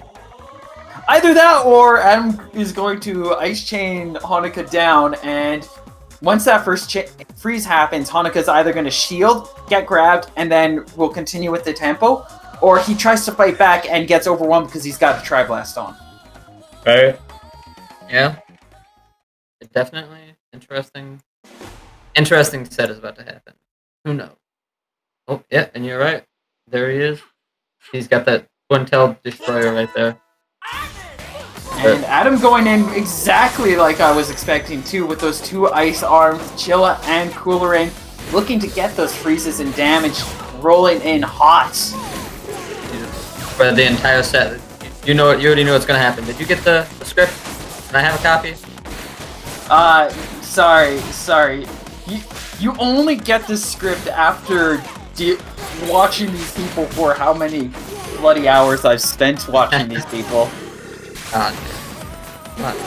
But yeah, starting things off, it is Adam Brain holding out on that lead, keeping a safe tempo, keeping up a solid pace, making sure that Hanukkah doesn't find his way in, because Adam Brain's definitely holding out stronger at that range, and he just wants to keep Hanukkah there. If Hanukkah finds his way in, oh boy, that's going to be a hard time for Adam, but just keep Hanukkah at a distance, and this thing will work out so much better for him. Yeah, it's really crazy, like, neutral game he's playing here. Adam just not letting him in at all. Hanukkah just can't find any opening. Yeah, especially since Hanukkah is so much more of an effective, aggressive Twintel player. Like, Adam Brain's definitely a very solid egg charge-in Twintel, but Hanukkah just is a little bit more aggressive. And you see, he's just like, he's chomping at the bit, just wanting to get in. He hasn't had that chance, and he's not going to find it in this round. Adam will be able to take this first point in sparring ring. Yeah, that was a very good play there. Very good playing there from Adam and Hanukkah. Adam just wouldn't let him in. He knows exactly what Hanukah's trying to do, especially with this set. And just nice call outs. Yeah. There he is, 325 damage right in the first 10 seconds of the game. Almost got a good grab there, but Hanukah's reactions were too good. Trying to bait out the rush. Hanukkah not playing this game though. He is just gonna calmly wait things out, looking for his chance. Thinks he sees it, and he's gonna be able to connect. Adam is charging up a lot of rush, but now Hanukkah is close. He's gonna start getting these confirms, this pressure going in, and we are seeing that health quickly dip away from Adam's meter. Hanukkah, it's like the same thing that we've seen in other games. It's like as soon as he has pressure, he can hold it. And he just gets a whole bunch of damage. But see, he gets one hit and it shakes the opponent. He knows exactly how to get in after that. You know, both players have rush. Hanukkah hits either one of his arms, he's gonna get a crazy confirm here. Put the health way. Adam's health very much down. Well, not with nice knockdown. We do have the KO potential for Hanukkah here. He can actually get it off of a Chakram grab confirm if he's just close enough to get that. Yeah. Nice plays from Adam dodging those blasts, but Hanukkah just making up good plays. He's gonna throw out the rush here to punish that. That was really good. That was a very good play. I would have done that. Even if it was just 95 health, you don't want to risk losing the round, losing the game. Yeah. Does mean that he has rush disadvantage, but against another Twintel, it can be a little hard to utilize rush unless you're looking specifically for confirms or hard reads. Alright. He does get that good read though. Ooh, he only does 185 damage. Yeah. Yeah. And now without that rush, this is starting to get a little bit more in Hanukkah's territory. This is a little bit more in his comfort zone as he's trying to peek his way through, trying to reach in to get this damage. He's got that rush ready, and he's gonna start chasing. Yeah. Ooh, he's just getting a lot of light Tri Blast in here. Just taking Adam's brain health down so fast. Ooh, he didn't get the explosion off there, but still got a fat Tri Blast fun. That shield is just weakening so much. Hanukkah doing an exemplary job of just poking that thing, trying to bait out the rush. Hanukkah not gonna fall for it. He knows these games! He knows these games. He plays Twintel! He invented Twintel. No, Nobi did. What? Hanukkah used to be the best Twintel. No, con. No, it was Nobi. I don't know who that is. I'll explain it later. But right now, we do have a nice grab coming in from Adam, securing that lead. Hanukkah really needed to hold on to that, because now he's gonna get forced into making this play. 280 damage, 10 seconds left on the clock. He has to call Adam out, and he's not gonna be able to. He didn't have the time, he didn't have the ability. That's really unfortunate. Looks like Hanukkah is just gonna lose that first game. Very close after that first round. Like, that first round, I would say, is really in Adam's favor, but second and third were way too close. Okay, so, quickly. Nobi is the frozen queen of the north, so on and so forth. He played Twintel and utilized double Chillas, and he had the best ice chains. Oh, that guy. I remember him now. He would enter, like, default tournaments, and all three of his arms would be Chilla, right? Yeah, basically, like... Okay.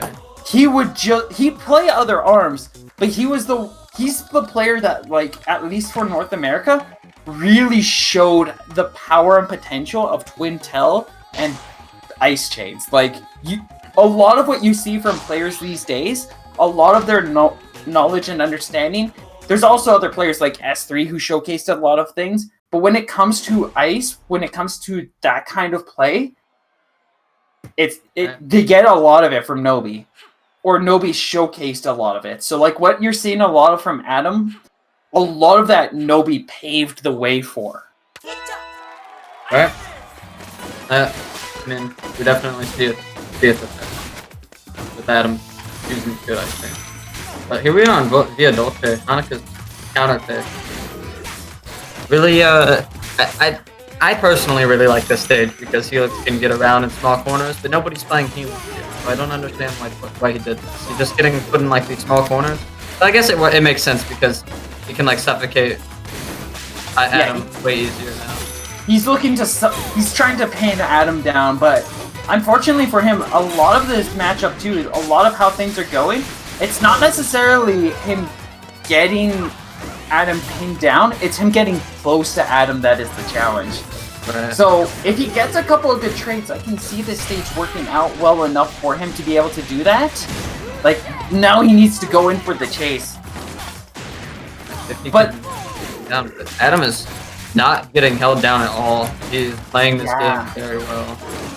He's forcing Haneka back again, and Haneka needs to find a way in, and you can tell just Haneka cannot find the confidence, he cannot find the ability within himself to really get the distance he's looking for. He does get a couple of nice pokes, he's getting some good damage.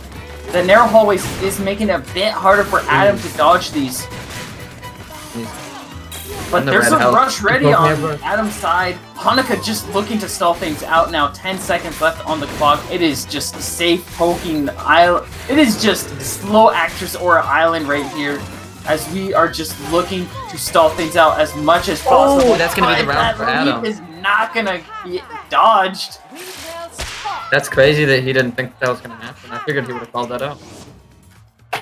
Very good. I was suspecting he was going to be able to jump out of the way of that, but then for the exact same reasons why he came here is what's going to take that point away, where he probably needed to throw out the rush to be able to quickly take Adam away.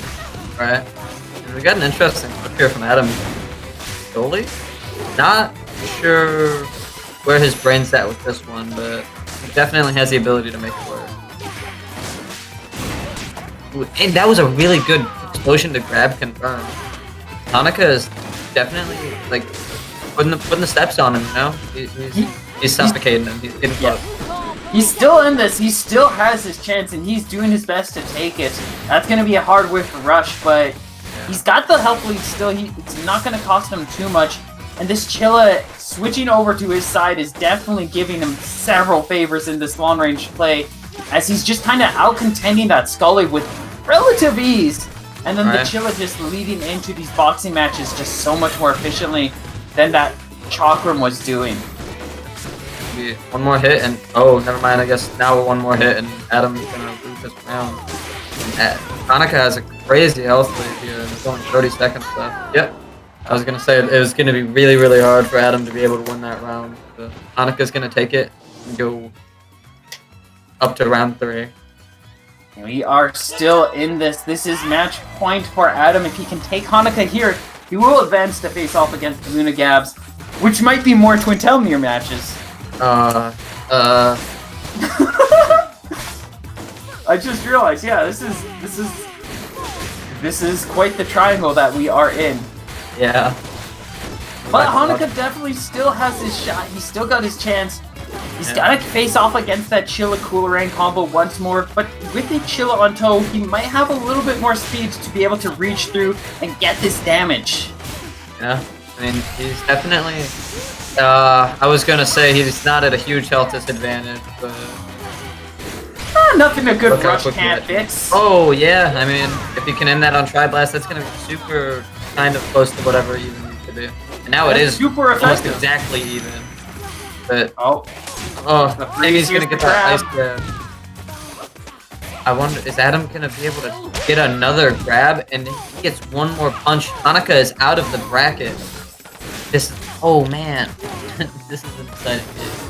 Haneka trying to build up rush, trying to give himself just enough time to get ready for the KO, but he's not gonna get the chance. Adam Brain using the power of Nobi, just too cool for him to handle. And freezes him still. Unfortunate for Haneka.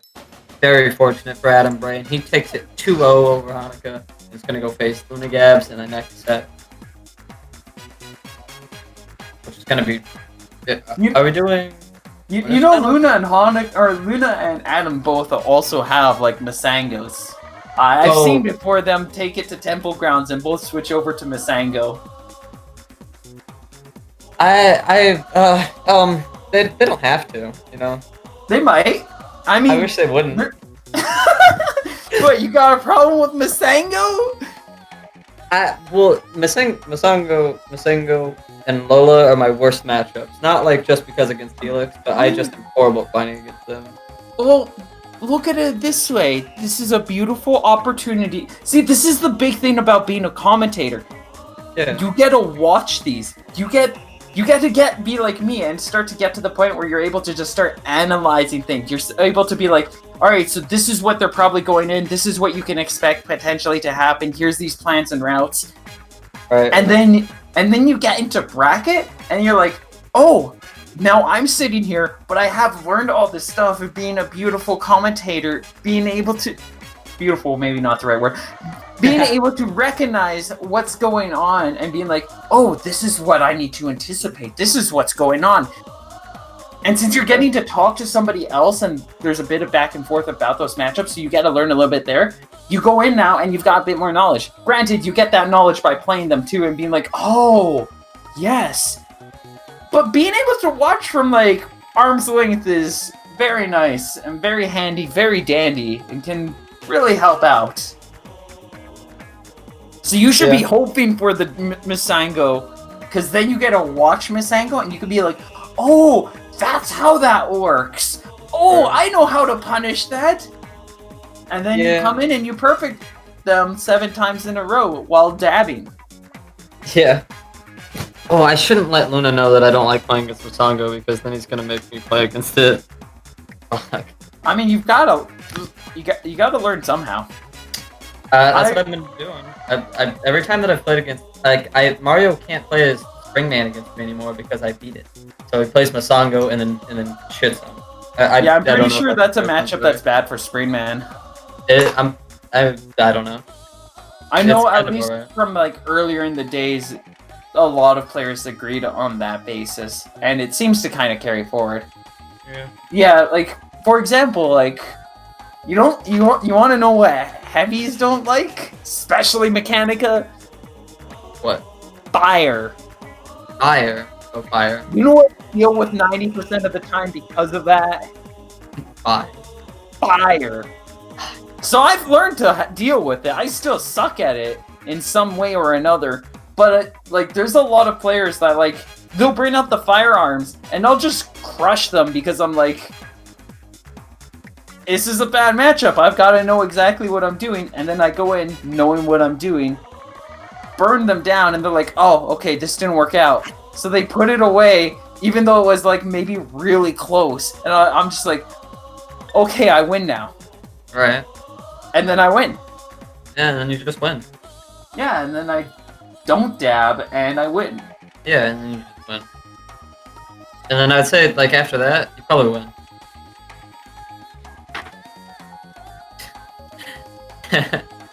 Oh.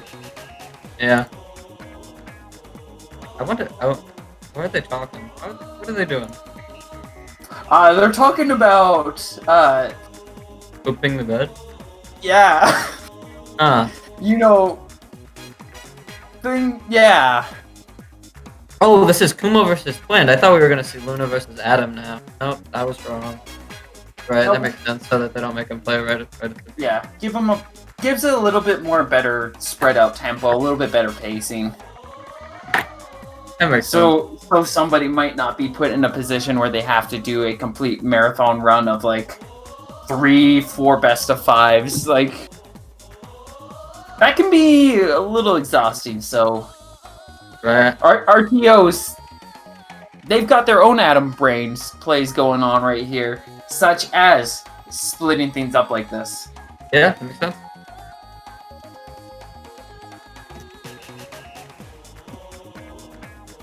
It'll be a good set. Kumo versus Twin, that'll be really interesting. Yeah, we're gonna see those heavy arms, and we're gonna see Twin doing his darnest to dance around. There's gonna be some fun back and forths. Right. And like, will Twin what set is Twin gonna use here? Because I don't. Is Ice Dragon Biffler gonna really work against heavy arms? I mean, like Twin does have a Dr. Coil. Oh, I wish you hadn't brought that up. I forgot that happened. Every steel trap I have to see him play Coil, and I'm like, Now we're gonna be started by seeing the Lollipop though. Thank God. And Kumo going full in on the heavy arms. Yeah. Megaton, Blorb, Kablammer, all set and ready in tow. Ooh, and he's already putting in the work. He's already got the 120. He's got a 20 health lead already. No, it's a 10 health lead because the Biffler does 110 itself. I thought it did 100. Did I misread that? Or it might do only 100. I don't know, it does it does amount of damage. That was a pretty decent amount. I know the Ice Dragon does 110. Right. Because we're gonna see that right here. This is it's always so interesting to see Kumo play against anybody because like how do the heavies interact with any set? Like you never see this. Oh, but it's hard to see, and in a lot of cases, like you can take these notes and you can take these lessons and you can try to move them forward with a lot of other characters, but it is important to keep in mind that a lot of this too is Kid Cobra we're talking about. Right. Kid Cobra gets to work with a lot more arms and tools than most characters get to do. Like, if you saw Mechanica step in with Megaton and Kablammer, this round would be the best of 5 would be the best of 3. No, this is the best of 5. The best of 5 would be done already. Like, Twin would already have advanced in bracket, and the Mechanica would be crying in a corner. Right. This double heavy is at least Kablammer seems to be working out the most. I don't think he got a single hit with Kablammer that round. Yeah, no, the Kablammer was really lagging him out. The Blorb might help out a little bit. It's a little bit faster. It's a little safer. And it is going to be able to get a bit of blind as well. This is the rare blind that you don't get to see too often. Ooh. He did 390 off that? He didn't even get the full rush? I think that puts Kumo almost in a fat lead. With mono rush arms, the first exchange is pretty much the full rush. You can get additional juggle beyond, but it's usually like 40, 50, maybe 70 damage beyond. So it's like, if you get the first hit with the Megaton and Blorb, that's where all your damage is coming from. If you get the first hit with the Biffler and the Ice Dragon, that's where most of your damage is coming from on those. Right. That's why it's so important to make sure that those mono rushes don't hit shield and instead go directly for face. Right. That makes sense.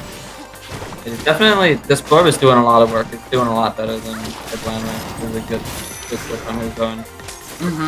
It's giving him a lot more mobility where the Kablammer just kind of got stuck on the ground, and he also has a little more of an opportunity to control his aim, orientate his position with the Blorb to get better damage, but Twin still just, Twin 5-0 is going to be able to keep up pace, and he's going to be able to take this. Yeah. And sets up with the first point. But I think Kumo knows the arms that he should be using now. Or, you know, he might just use whatever he wants, because you never know what Kumo does ever. But we'll find out in a sec.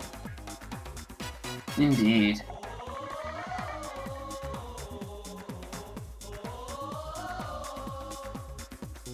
I wonder what stage are they gonna go to? Who knows? I mean, Kumo's not picking, then Twin might be picking stages that are good for him, which are, we might be just seeing DNA Lab come back. I hope not. I hope so. For them. Yeah, it's fun. It's cool. I kind of just want them to gentlemen to Snake Park. I think that'd be really funny. It's probably not happening. I don't think Twin likes Snake Park. I mean, if y'all are interested in Snake Park, I am running a Snake Park tournament this upcoming Monday. So if you want to play on Snake Park or check that out, you can go to look over there. Snake Park does best when it's its own stage, its own tournament. Right. I don't think it really fit in with the crowd here.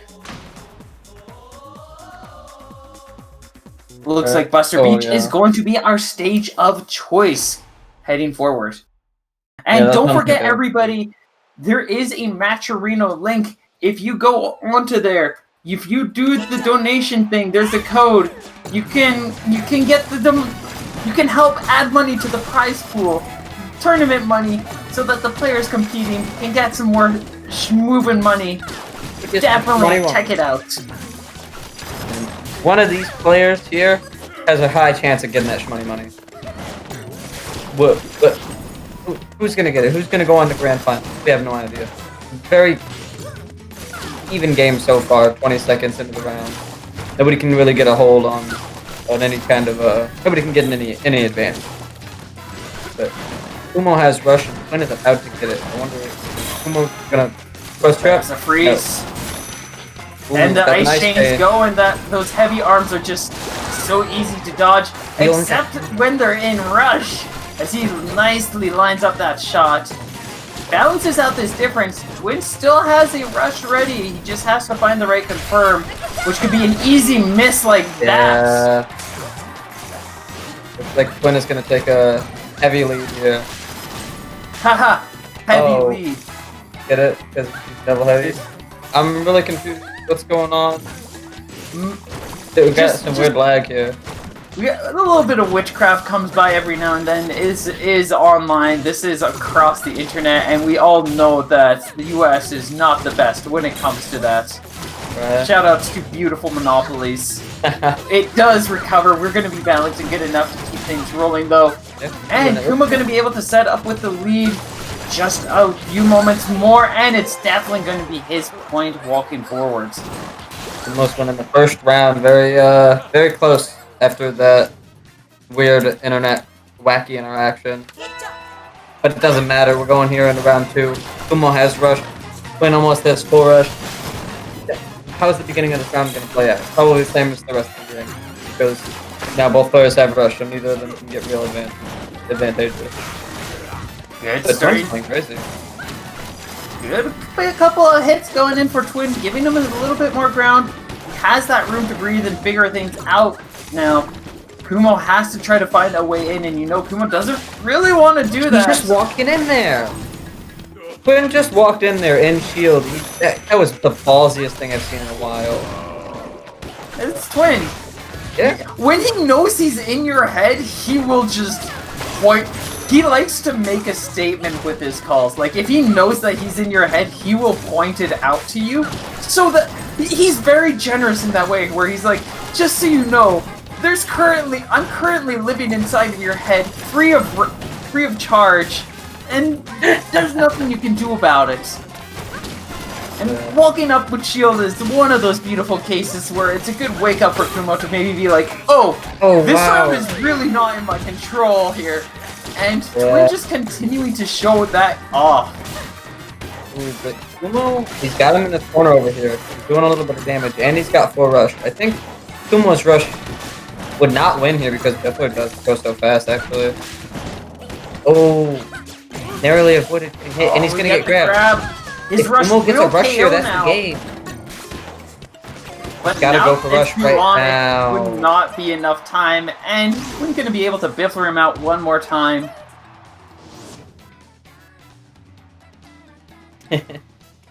Oh, yeah. Double Dragon. We are not saying that here. Nice call out here. Kumo trying to call it respawn, but especially since his arms were not deflected, he did not have that instantaneous recovery. And like you said before, Biffler comes out significantly faster. It's so quick. Biffler is almost one of the most dangerous arms for rushing, especially because you can confirm Biffler in the rush too. But, oh my god, Wind is not letting any first round wins like control his mood. He is playing so well. He is stepping on it. He's stepping on Kumo. Kumo doesn't know what to do. He's doing too heavy, and he's just getting punched. He's just getting shot. Forced his hand to use the rush, but the Biffler is just going to punish that rush. And now this is Twin's field to play. He can do whatever he wants, and chances are high it will take Kumo out. Twin now holding a 2-point lead. I'm looking for one more to get the match. Yeah, that's very. I mean, what else could we have expected from Twin 5-0? He's playing amazing. I mean, it's Twin 5-0. He's got to get the 5-0. Unfortunately, This is the best of 5, so that's not possible. But he's going to get as close as he can to that. I always thought the 5-0 meant like tournament sets. Well, yeah, no, like he gets to score 5-0 against you. Because if it's a 16-person bracket and if he wins all of his sets, then he went 5-0 in bracket. Oh yeah, you could see it. I could see it that way. That's the way I always looked at it. I mean, regardless, either way, he's 5-0ing you. Yeah. And that's the goal. It's crazy. It's crazy. He's so confident. He's got the 5-0 in his name. He's like, I'm gonna win. And not only that, but it's twinned. So there's a second one just waiting in the wings to 5-0 you as well. You walk out, you're like, oh man, that didn't work out. And then you just get 5-0 on the street, and you're like, I wasn't even in a tournament. It's too bad. Twin wins. Yeah. He's just so good. He's just so good. He's just kind of continually been that impeccable, and he just continues to get that step or two higher, leveling himself up, figuring things out more, learning additional characters when, say, a matchup comes up that's too difficult for Lollipop, because she is one of those characters. You can find certain ones like Mechanica. In the grand scheme of things, I could make an argument can win any matchup. Some are incredibly difficult, but it's possible. Characters like I would say Helix, Lollipop, where they kind of have very different ways to move about and interact in exchanges and boxing and plays. There are ways for you to arguably solve those matches. Like if you come in with the right tools, there's a lot of cases where Lollipop literally just cannot work. Like, in the grand scheme of things, technically, yes, Lollipop can win in this, that, or the other thing, but it gets to the point where it's realistically so pointlessly hard, and it's not even like an argument where you're like, oh, you just don't know the matchup. You don't know how to play against Roasters, Mechanica. It's just like, oh, it's a Chakram on a big, girthy opponent. They're just safe. In so many cases, I don't really have many answers. Right. So unless you're playing like a literal perfect game, then their Chakram just eats you, and you're like, okay, well, I guess I should... It just gets to the point where you're like, I guess I should just stop playing this character here. That said, it requires a player to be able to create that situation for Lollipop where she doesn't work. And that is not easy to do, especially with a player like Twin 5-0. Right. Where he's always finding his way out. He has probably the most optimized Lollipop in this scene. By far. Yeah, by far. Like, and it really shows. But like, even then, you'll see a lot of cases where even being as optimized as she is, there are matchups where it's literally like, you might have 2 chances to be able to get the point, and then the rest of the match, like the entire 99 seconds, is you just waiting for those because you don't get to do anything. You don't get to play. Right. That's just fun for you. He just locks it down. Mm-hmm. But I should not be looking at Discord right now.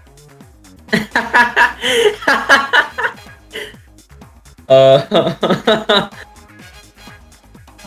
yeah. No. Oh, they're still on that conversation. I mean, I guess this is it beats M. It beats M. I can't believe Kumo's picking a stage. What?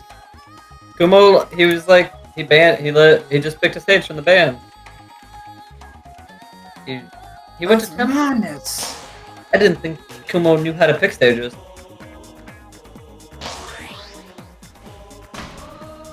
Well, I guess he realized that he needed to learn, and learn he did. Okay.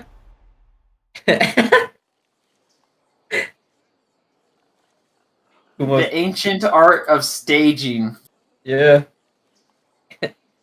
The reason he He's said it was gonna best. win! He picked a stage! He did it, guys! And Everyone, he's the got tournament double is overlap. over! We did it! The entire plan of this tournament was to get Kumo to pick a stage! He Yeah. did it! We're done! You will... Congratulations! Good games. Yeah, and he's putting in mad work with this double megaton. But oh, that was such a good jump. Usually people get just like discouraged, like they freak out whenever they're blinded. But Kumo said, "No, I'm not. I'm just gonna jump over this grab. I know exactly what's gonna happen." He's gonna get blinded a few more times though. Help him familiarize. He's gonna have to be comfortable with that because it looks like he's gonna be blinded for quite some time before he gets back on his feet. As Twin just continuing to make these marks all over his face.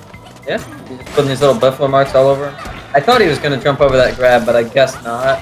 He went for a dash and then Twin. He did only a bit of a dash and then Twin just kind of. He aimed it well enough to be able to catch it, and it ended up just not working out for Kumo. He's putting a lot of work on these double megatons. It's even, but he's got a small health lead. If you can get this rush here, that's going to be the game. The round. But he's also got to be able to keep this going well enough to make sure that Twin just can't get these freezes, can't get these hits. Oh, that barely went for it. That was Could have gone so either crazy. way. 10 seconds left on the clock. Twin has the health lead. I'm not sure if Kumo is aware of this because he's backing off and Twin is just waiting. Why? Okay. Very close round win there from Twin, but I'm not sure why he used his rush there. But Kumo's gonna have the rush advantage now.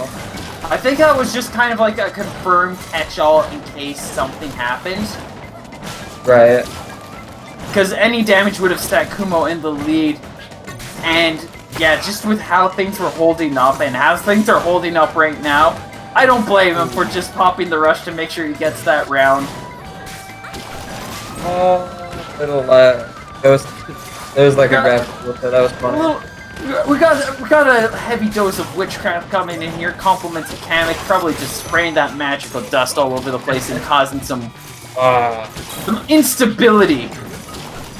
Twin just got rushed now, so Kumo can't use his funny rush. Oh, never mind. That's a nice He's gonna call, get but it. Twin gonna safely Nothing. block it out. He didn't even get a lot of shield damage. But Kumo's not out of it. You know, that rush wasn't the game winner right there. The real winner is the double heavy. See, he can still get these punches in. Well, no, the real He winner does. is Kumo because he picked a stage. Oh, right. Kumo, yeah. Twin actually DQs himself after Kumo picks a stage for the first time in history. Well, no, the whole point of this tournament was to get him to pick a stage. Oh, nice follow-up chain right there. One more grab is gonna do it. Oh, and he's A couple of good hits is all Twin is looking for at this point, or that grab. I don't think the grab would actually KO. Now, if anything, will KO Kumo out, but I think it's over. Oh, no. Look. He's gonna get the No, it's rush. still over. Yeah, he has to. Twin That's wants to make it unfortunate. super over. He leaped right over the rush. It's gonna be a quick 3-0 for the man here.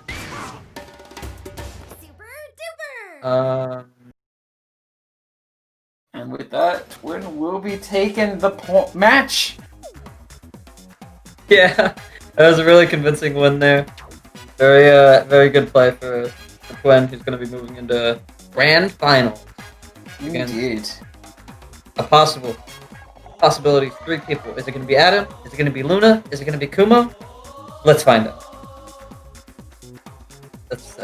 And first we're gonna have Adam versus Luna. A possible another Ditto That'll be real interesting. Mm-hmm. Yeah, we got a lot of those right now. We did get a nice break, nice period to chill off from them, but they're not done yet. Though they might be done. They might not be done. We'll see how done they are. It might be cooked, you know? I don't know where I was going with that joke. Well, we'll see what's gonna happen. Well, knowing how long it's been cooking, it's probably burnt right now. Right. I am very thirsty, and I'm gonna get some water before this next match. Friendly reminder to everybody: Yes. hydrate. Please drink water. Fluid. Stretch. Stand up. If you can, do a backflip. Maybe. I'll be... Maybe don't. if Don't just safe. stand up off of a chair if you've been sitting there for like the last 2.5 hours, and then just promptly try to do a backflip. I think your legs will just be like very unprepared, and you'll just collapse, and you'll not be a happy panda. You'll be a very sad panda. Alright, moving into this, we do have that Twin Tail Mirror match. Adam Braden going in. Once again, Chilla and Coolerang. Luna doing very similar things to Hanukkah, which isn't too surprising as these two players that have been, well, Hanukkah and Luna are both part of the STL community, have been well known to dabble and play against each other a lot, figuring out exactly pretty similar strategies and play styles as a result.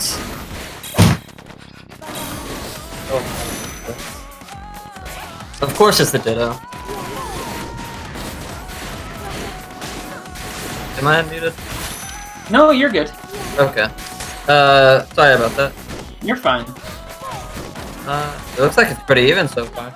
So far, very even. Both players holding onto their rush, just looking for that right moment. Luna definitely cautious because Adam's rush could overpower, but not in that situation. We get that 270 damage, and Luna now holding that lead. Holding that control against Adam. 30 seconds left on the clock. It is now when things might start to slow down. Luna trying to at least create a little bit more room so that he can just keep Adam away. Leaps into the air. That's going to be a clean Coolerang rush. Balances it out, and with 15 seconds left on the clock, he is now knocked into deficit. Both of these players they're playing so well. Nobody's got a strong lead the entire game. But Luna's got a slight health lead, and he's not gonna get to win off it because Adam is gonna get a clean Chilla punch right to the chest and win the round. And Luna's gonna switch to Fun Chuck. Nice. And that's gonna be a shield break. I'm pretty sure. No? Not this time. Toaster just does not do enough chip damage to get that shield break going. I figured that Fun Chuck would cover it, but I now know that is not true. And Adam gets a real big rush, takes that 250, but is pretty even still, even though he got that rush at the beginning. Well, now Adam's got a really solid lead. Found his way through it, and it's, again, those ice chains. They're just too cool for this world, and a lot of these people can't keep up. Adam just really demonstrating why Twin Tail is so well known for the ice chains, for that ice damage, and why he still works with it. Nice call with this rush. It's going to be a safe block, though, for Luna. It's going to get Adam all of his shield pressure, or all of his shield health back. Reset neutral. But, yeah, I thought that Luna was going to get something cooking there, but Adam said, you know what, it's time to take it out of the oven. I'm done, I'm hungry. And Adam going to be walking away with the first point, a setting up advantage. Just a reminder, we are back at best of 3. So if Adam takes this one, he's going to be quickly skipping right over all of STL and advancing to face off against Kumo. These two haven't matched against each other yet. Never? Not in this bracket, no. Oh, in this bracket, right. I'm pretty sure everybody in the ARM scene has played against everybody else in the ARM scene that's played in. Right. I've never have I played against Kuma? Yeah, I have. I've only played Twin once. I know you've played against me before. Have I? Maybe? I don't know. I guess I don't play it as much nearly as much as I used to. I don't remember playing against any Mechanicos except for Nehru. I feel like I've played you, but then again, it might just. No, yeah, I've played you. I mean, I believe it. I probably have. That also said, when after I played against one Helix, I played against them all. I know it's the same matchup. It's just the same. That's not true. It's totally different. There's no originality. I promise. What do you mean? They do the goop thing. They do the punches. You stab them, and you win.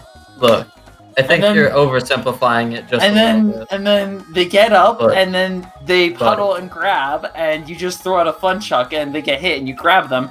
They try to jump into the air, and then you just kind of stab them in the face, and they goop and die. Look, I think you're simplifying this a little bit. I don't know if you've played against me recently, but that's not how I play because I'm good. And then they do what they think is good, and then you hit them with the fun chuck again, and then they goop and die again. Look, that's garbage. Fun chuck doesn't even work against Felix. Not even good. If I use my own fun chuck, whatever. Look, you're gonna have Luna switch exactly what I thought he was gonna do against the last player, where he was gonna switch to Coil, especially on Via Dolce. This is a very good stage for Coil. You can just step on him, float in the air, dab, punch. Ooh, and he's gonna break an arm and not even get punched off of it. He's got the. Oh, I thought he was using double toaster. Oh wow, this is there's such a good counter pick for Luna. He's making this work, and he doesn't even get grabbed. He's gonna do like 380. No, I don't know why I said 380. He's doing so much work right now. He's putting it in. And Adam's got his rush, and this guy's in the corner, and he's getting grabbed. Luna gets grabbed, and just Adam is trying to save this round. He's definitely making a small comeback here. If he gets a rush, that'll help out a lot. But he's keeping Luna in this corner, and he gets the rush. Makes it more even than not. 30 seconds left on the clock. Adam gets the freeze. He's trying to bait out the rush, and he's not going to be able to force it out of Luna, and he's going to get knocked down as a result. Yeah, that's was almost an amazing comeback from Adam, but Luna just he punched it out with that one last stage. Oh, here comes the rush. Adam not going to be able to respond in time. This coil's just proving to be too fast and too fearsome for him, as Luna just dancing around these plays and getting some excellent punishes going out. We do see a freeze finally coming in. Yeah. Adam looking for the grab here. Luna not wanting anything else to go through. It's like, oh, I thought he was going to get that grab. He tried to go for it again. Is he going to get the rush? No. I was going to say, he's putting him back in this exact same corner, and I felt like he was about to make a crazy, like he was going to outplay him and win the round in that one corner, but Luna leaves. And it's almost even, but Luna definitely can make it less even with that rush. Nice patient play from Luna. Solid rush. This will pierce the shield.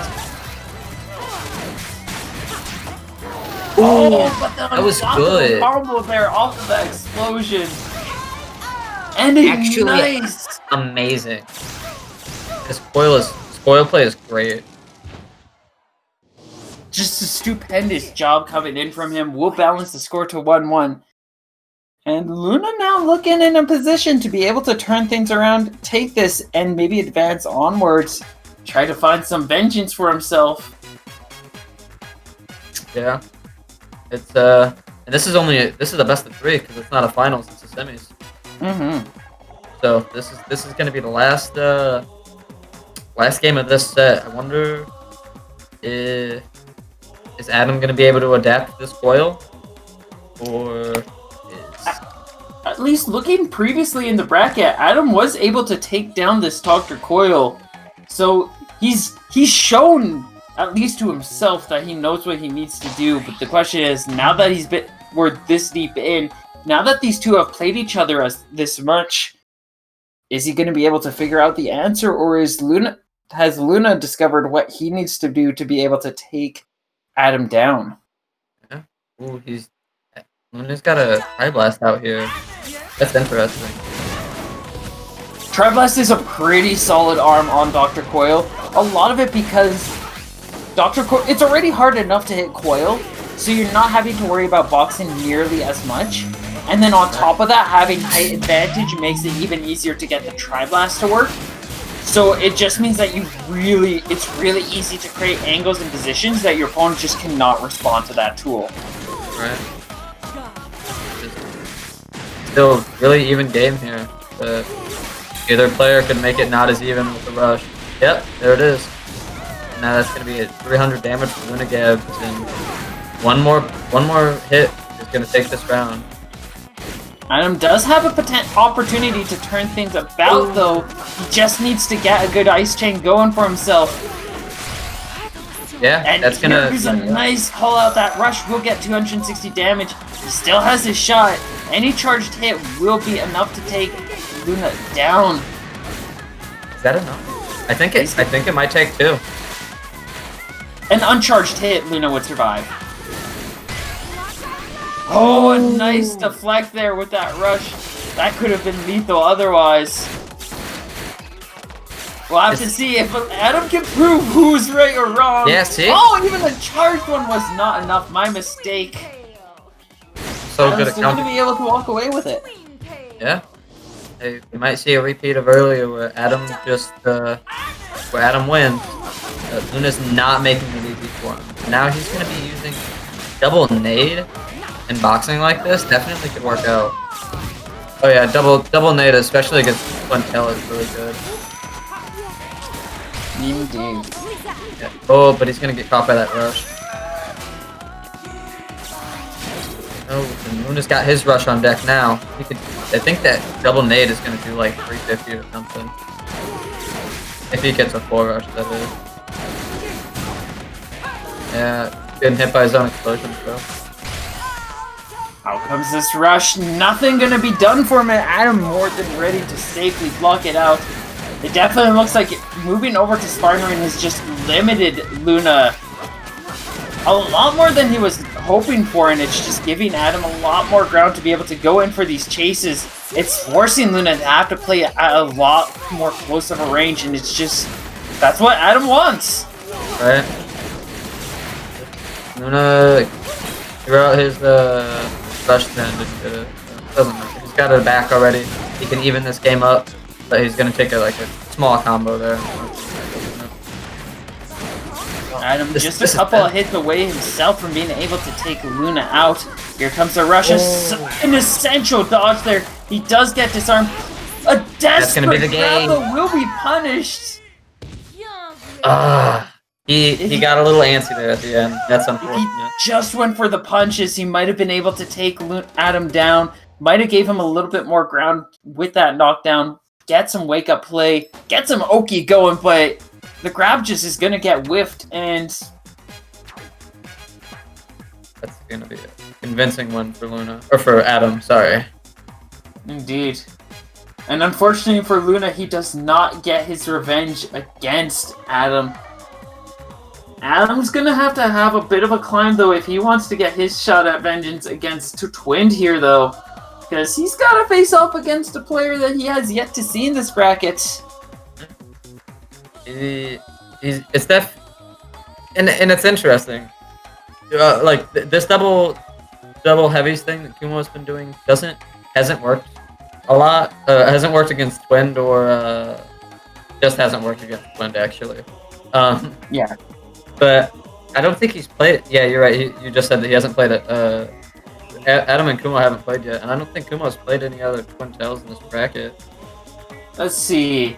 Kumo has played against a Spring. He's played against a Min-Min, it looks like. And a Max Brass. And Brass, and then, yeah, Lollipop. This, I'd actually say, I could see Kumo taking this. And I think if I remember correctly, Kumo does actually win this matchup. Yeah. I mean, that would make sense.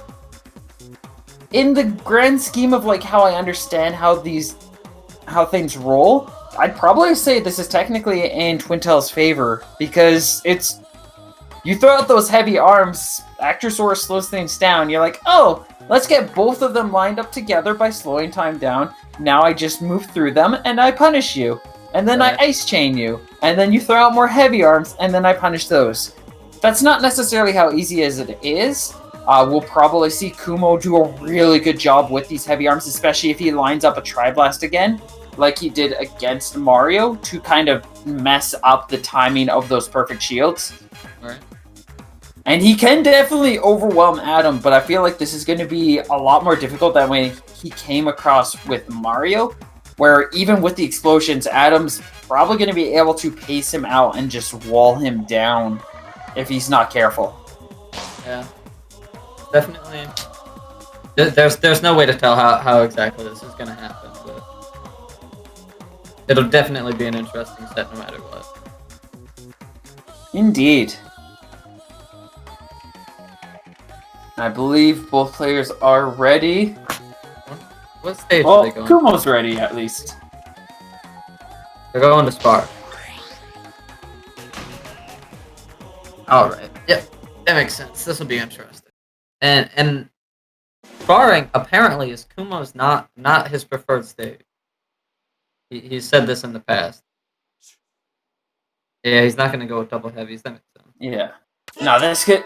Yeah, I can see this being difficult because especially for Adam to get close and personal, that really can just nullify the point of those heavy arms and make it really easy for Adam to get those punishes.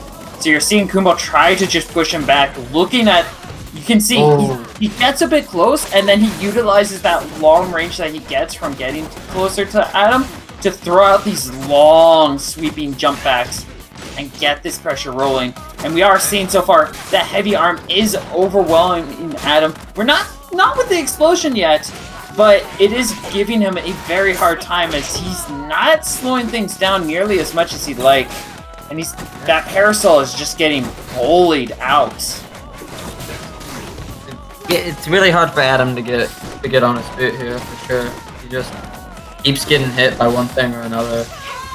Yeah, that parasol was just not able to get in and do the things that they needed to be able to do. The parasol especially really struggles against heavy arms. And just when I'm pretty sure this is why he had that parasol looking to try to counter this revolver. Just as he slips it away, Kumo's going to be putting on that revolver, looking for that spray and damage, just like he was getting off of Treebird. Adam a little bit faster, Twintel a much harder character to hit though, and it does lend into him having a bit of an easier time avoiding these punishes and taking a little bit less damage as a result. I think, yeah, Kumo definitely had the brain play here with reading that he was going to switch off Parasol and using this. But I'm not sure that it's working out. It's holding out a little bit in his favor right now. It's just not the commanding lead that he had last time, but also... Oh, no. Well, some of it, too, is just the fact that, as we've seen already, Adam is incredibly dominant with that Chilla. Right. By far one of his best arms that he's got in his arsenal. And it's definitely causing Kumo no ends of trouble as we got another freeze trying to bait out the rush. Yeah. And I think Adam's actually got a bit of a lead here. Yeah, just a slight one. That's going to deepen it. Ooh. Nice shock. Kumo trying to bait out a rush there this time. Yeah, that was definitely a smart play, but Adam holds out. And... Oh! I think that might be it. No, wait. He's gonna keep it and gets the KO! That's insane. He actually wake up, rushed, and got it. Kumo just needed to hold shield, but he was like, nah, I want to kill. I want to kill. I want to go for the KO. And Adam's like, oh, look, you're in the air. Ooh, I didn't realize that you wanted to lose the round, and then he took it, and then he won. How generous of you to give me that! Odd play there from Kuma, but that was definitely a caught in the moment play where it's just you're too focused on what you're trying to do that you don't really realize that your opponent's lying on the ground and you can just eat a grab. Right. He's holding this round really well though. Has that rush advantage, looking to try to utilize it, force Adam into some kind of bad position, but Adam keeping his calm, trying to stay focused, slowly falling into that quarter health. This rush will break his shield at this point. And that's gonna be able to take the point. That was a really good rush reaction there from Kumo. Indeed. He's gonna take game 1 almost dominantly. But that second round, he couldn't clinch it up. And now Kumo's taking the first game in a best of 5. It'll be interesting to see where this goes. This will definitely be one of the best sets. It's already been. And yeah, I can see Spartan Rink being the one that we're gonna head right back to. This is technically speaking, this can be a really good stage for Adam. He just needs to know what he's looking for to take Kumo out here. Right. Because, and it's not like Adam's getting stepped on. Of course, he's such a good player. It's more even than you. He keeps losing just like slight interactions that's costing him too much health. A lot of it is just like it's so easy for people to like underestimate this. You see the Megaton, you see the Revolver, you're like, this can't be good. Why are you doing this? And then you start playing against it and you're like, oh right, this is Kid Cobra. Right. Like, each of the Revolver shots is gigantic. Yeah. It's like, so a lot of it is players needing to figure out how to like handle these matchups, how to properly respond to these approaches and pressure tactics, because a lot of this is extremely foreign to most of the competitive scene because of just like how hard it is to use as any other character. Still difficult to do as Kid Cobra, but like any other character on top is just like, in a lot of cases, this is impossible. It's definitely good. It's definitely unfamiliar. But Adam is figuring it out. He's working around it. Finishing up the first round. Looks like Kumo just couldn't really. He kept just hitting buttons. He was doing that thing that Tree was doing earlier, where he couldn't recognize that he needed to take a step back because he was just hitting buttons, and Adam just kept getting a little bit closer. But seems like he's reacting pretty well. And both players have rush. I think a rush from Kumo here is gonna take the game. Yeah, this would definitely take the round. Adam actually in a position where his rush can take Kumo out as well now. And you can see just looking for that chance, the Megaton just waiting specifically for that exchange, and both will do a hard whip as a result. They both got such low health, but now Adam is going to be taken out by any stray hit. Can he make this comeback? And he breaks an arm and dodges out of the way of everything coming at him. And then he gets hit right at the last... Oh, unfortunate for Adam. But he's going to lose round 2. Ooh, are we going to see an arm switch from Kumo? No. No, it looks like both players are going to be sticking with their guns. And I'm definitely recognizing that a lot of this, at least in the current situation, he's feeling out that this is more of a matchup situation and issue, where it's just like, he needs to figure out how to approach this right. And Kumo's just making this work, continue to make things roll, as Adam is slowly trying to solve this puzzle and just not keeping up. Yeah, he's definitely... Oh man, it's crazy how much pressure he's putting on him. This lead is huge, and he's about to have rush. He only needs a few more hits to take this round. Adam has a gigantic uphill climb. And oh, that could have been the KO right there. Oh, any straight hit, and Kumo's gonna take it with a fat revolver. Very strong round 3 win there. He's gonna take game 2.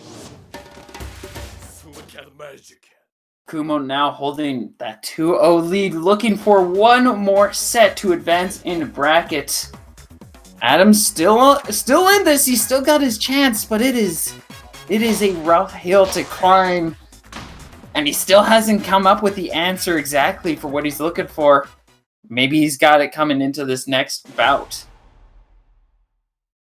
Yeah. And Do you think the Guardian might actually be good here? Oh, he's gonna get called out again! What? Kumo just reading him. Is Kumo cheating here? Because as soon as Adam brings out the parasol, out comes the Scorpion yet again. What? Just reading Adam like a book on these arm changes. That's such an insane call out. Why would he think to switch there? Oh, wow. Same reason, I guess, Adam decided to switch right there as well. I'm shocked. I really am. And both players have rush now. But Kumo is just doing that same thing he did in the first round of game 1, where he's just stepping on it. He's just keeping him out. He keeps hitting his parasol out. Adam can't get like a grip. Oh, there's a good rush. Not too much off of it, but he does prevent Kumo's rush from taking him out. Yeah, and Adam's in the last few hundreds of his health. 1 or 2 more punches is gonna take it. Yeah, he cannot take much more of anything. It's definitely gonna be 2 solid hits. One more is all that remains for him. He does get another freeze. He's looking to try to get an ice chain going, but Kumo just on top of things with his timing. And with 15 seconds left on the clock, I don't think Adam has the time to be able to bring this one back.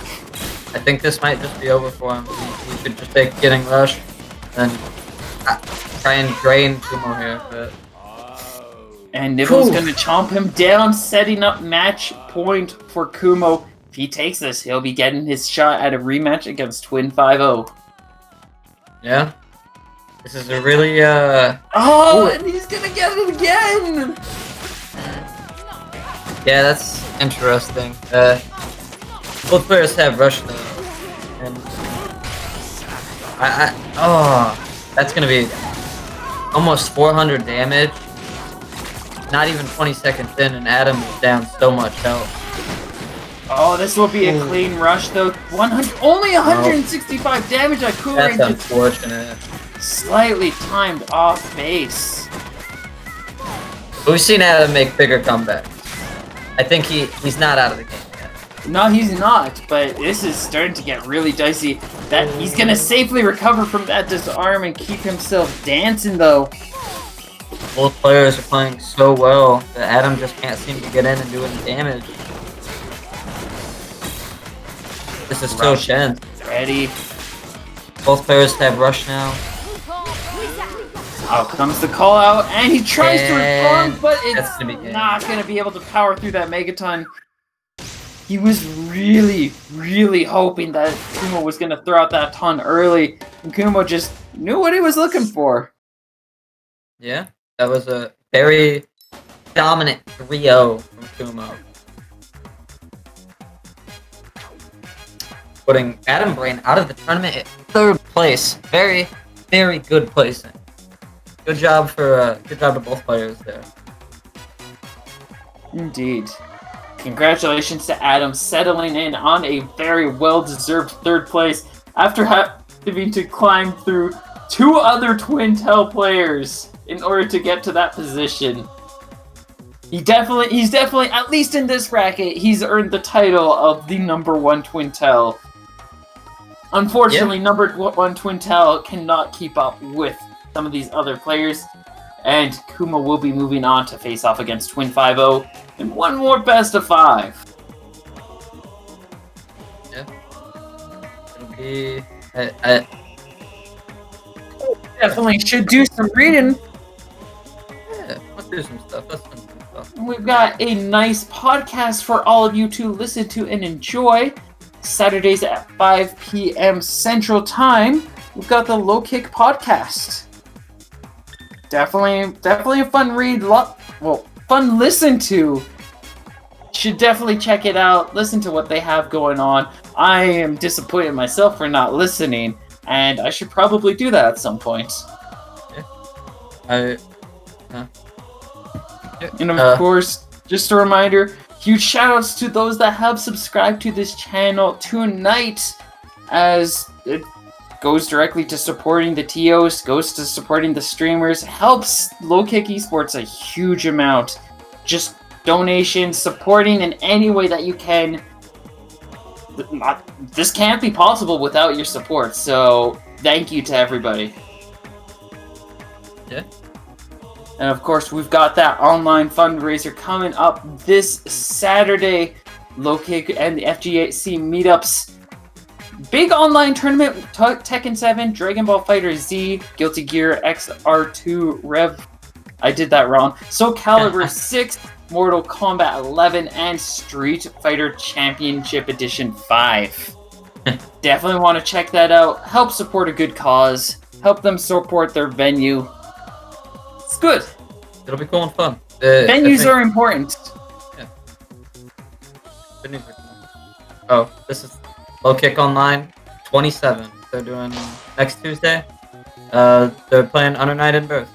Go check that out. It'll be really cool and fun. That's a really fun game. Not only do they run ARMS tournaments here, but every other they run stuff on Tuesdays. And next Tuesday, it's Under Night in Birth. They do all kinds of cool stuff. I think they're playing. Yeah, quickly going through this, Matcherino, donate to that. These players are fighting for money. If you add money to that, they might get some more money. So, Matcherino, check it out. Give the donations. There's a code. Perfect! Wow! That was a fast match. Wow, they got stuffed on. Yeah, if you go to the Matcherino, you just have to type in the code LKO ARMS. No, it's just LKO. LKO 25 ARMS. And it's 50 cents to the prize pool. It's super easy, super quick. Please do it. Makes a big difference. And of course, if you're looking for more ARMS, you want to join the community, which who doesn't? It's ARMS nice, good community. We got plenty of things going on, such as the Confectionery Clash. Tournament organizer Jor runs this one every Saturday. Saturday, yes. It's 12 p.m. PST. Indeed. Runs a little bit different from what you might come across. This runs what many ARMS player would know as the Mega League Monday style, where you've got a bunch of groups split up, and then off of those matches, players are moved over to an elimination bracket where they can compete for some good old hard cash. First place in that tournament gets $50. Woo. Go try and if you're looking for events on other days, other times, Network Era is a great place to go. Network Era has a wide variety of different ARMS events happening throughout the week. Lots of cool community, lots of cool friends there, lots of fun to be had.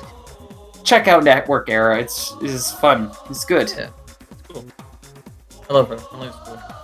Not Maliev.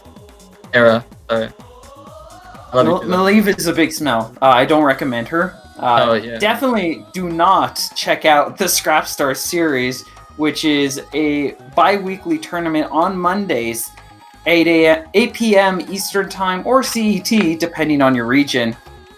Both of these events do count for PR points. More things might be coming down along the line as well. And of course, on the weeks where the Scrapstar series is not happening, you can always check out some of the other tournaments that Planet Scrapstar organizes and runs. It's real cool. It's real fun. Come check it out. Come support the scene.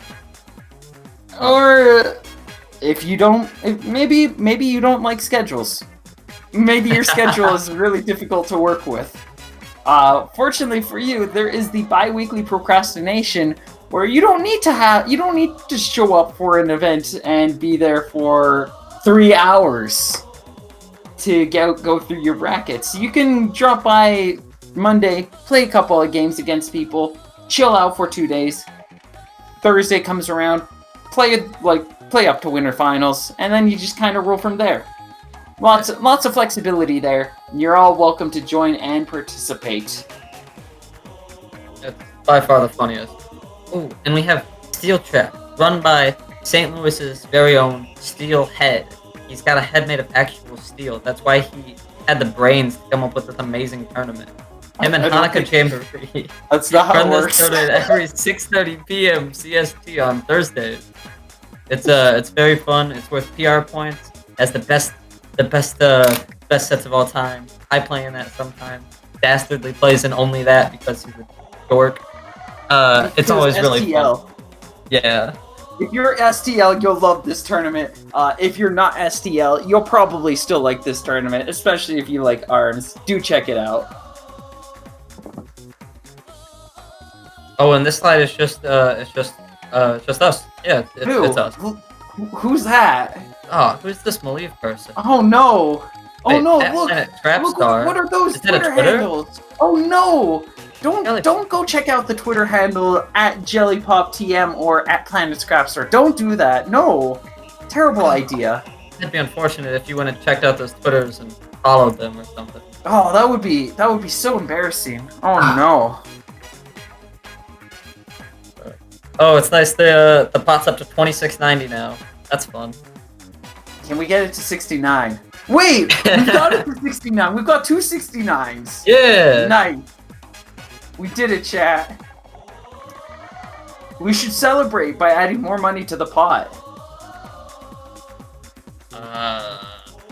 Oh, I never did all the Matcherino things. I just put the code in. I could do that before this next. Unless they're playing right now, then I'm not gonna open it. It looks like we're about to start, but if you want, I can pilot the mic while you mash buttons. Okay. I think I can add like $4 to the thing. Okay. I'm gonna hit buttons as fast as I can. You don't think this is a bracket match. You just need to push buttons. Nobody's gonna punish you for pressing buttons here. Yeah. You can press all of the buttons. So many of the buttons. I'm already following this person on Twitter. What's your favorite button to press? Wait, what's the dash button? X? I mean, it depends Y. on what you set your control to. The default dash is Y. Because ARMS has multiple options for your controls. You don't have to stick with the left click for shield, because not a lot of people like that. I do, but I'm not a lot of people.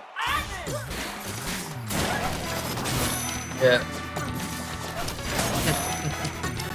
Heading into our grand finals match, and we are quickly seeing that Twin is still roaring of open flame as he dives in with a quick ice chain on Kumo. Nice Biffler grab confirm, and has him at a third of his health. I don't think Kumo's ready for this. Yeah. Kumo. Oh wow! I just looked at it for the first time, and he got perfect. Oh, he almost didn't get perfect. That's a nigh perfect right there. Just Jesus. Straight pummeling, straight decimation, and it's gonna force Kumo to switch over to the Biffler or the Popper now, looking for something a little more open and a little better at spread shot, as that Biffler was just maybe that Bob was just a bit too slow. Yeah.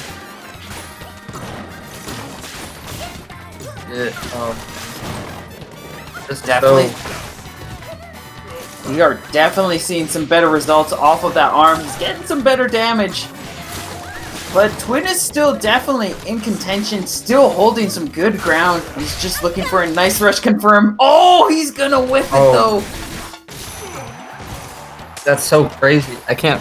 This is such a end of a close game, or close round at least. Kumo's definitely playing a lot better than he was last round. Just trying to punch Twin down. He's getting damage here and there, but Twin is also just continuing to jab him point for point back, eye for eye. And he's got Kumo at critical health now. Both players just looking for a good rush. Kumo taking a step back, regathering himself, getting some composure. Yeah. This is... He's still right back there. Yeah, he was right back there, and it's like... And on that low health against Twin, he just couldn't make it work.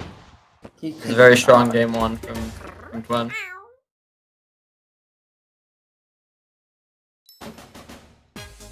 I don't know. I'm hoping. I wonder if Kumo here can make the necessary adjustments. Maybe those arms he was using just weren't quite right. Maybe he can make the Kumo back. Oh yeah, nice. Nice. Nice.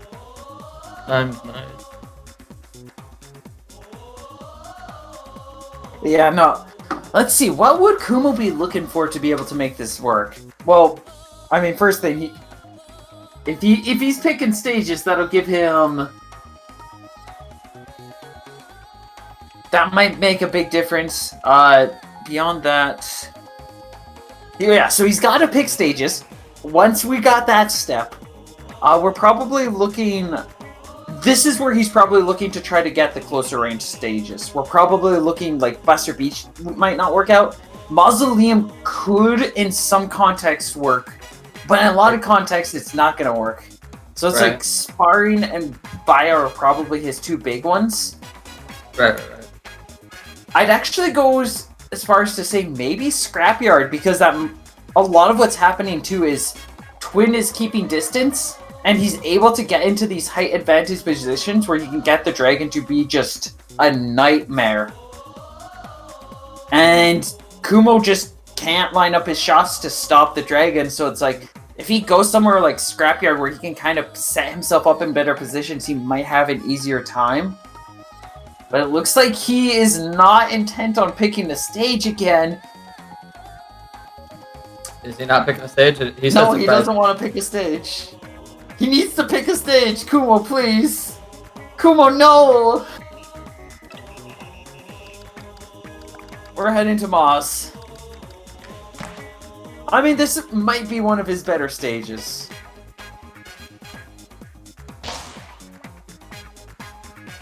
But I still feel like... Yeah. He needs to be making these calls. I know he doesn't like to. But if he wants to be able to take this, he really needs to just start applying himself into these situations and really push what he can do best. I mean, there's $32 on the line, and he's just throwing out stage picks. Yeah, that was a good confirm. Nice confirm from Twin. Immediate damage on that center platform, too. Low battery. Oh, yeah. Twin just trying to keep Kumo away. We're getting some serious damage just rolling in. As it looks like Kumo's just getting read like a book yet again. That Biffler just not working out as well as it did at Buster Beach. As Twin is just burning his health meter away. And this is pretty close to a perfect as is. Definitely not one in this case, but I mean 70% of your health still remaining is... That's a dominant position. Yeah, that was a heavy win right there. Definitely not looking good for Kumo right now.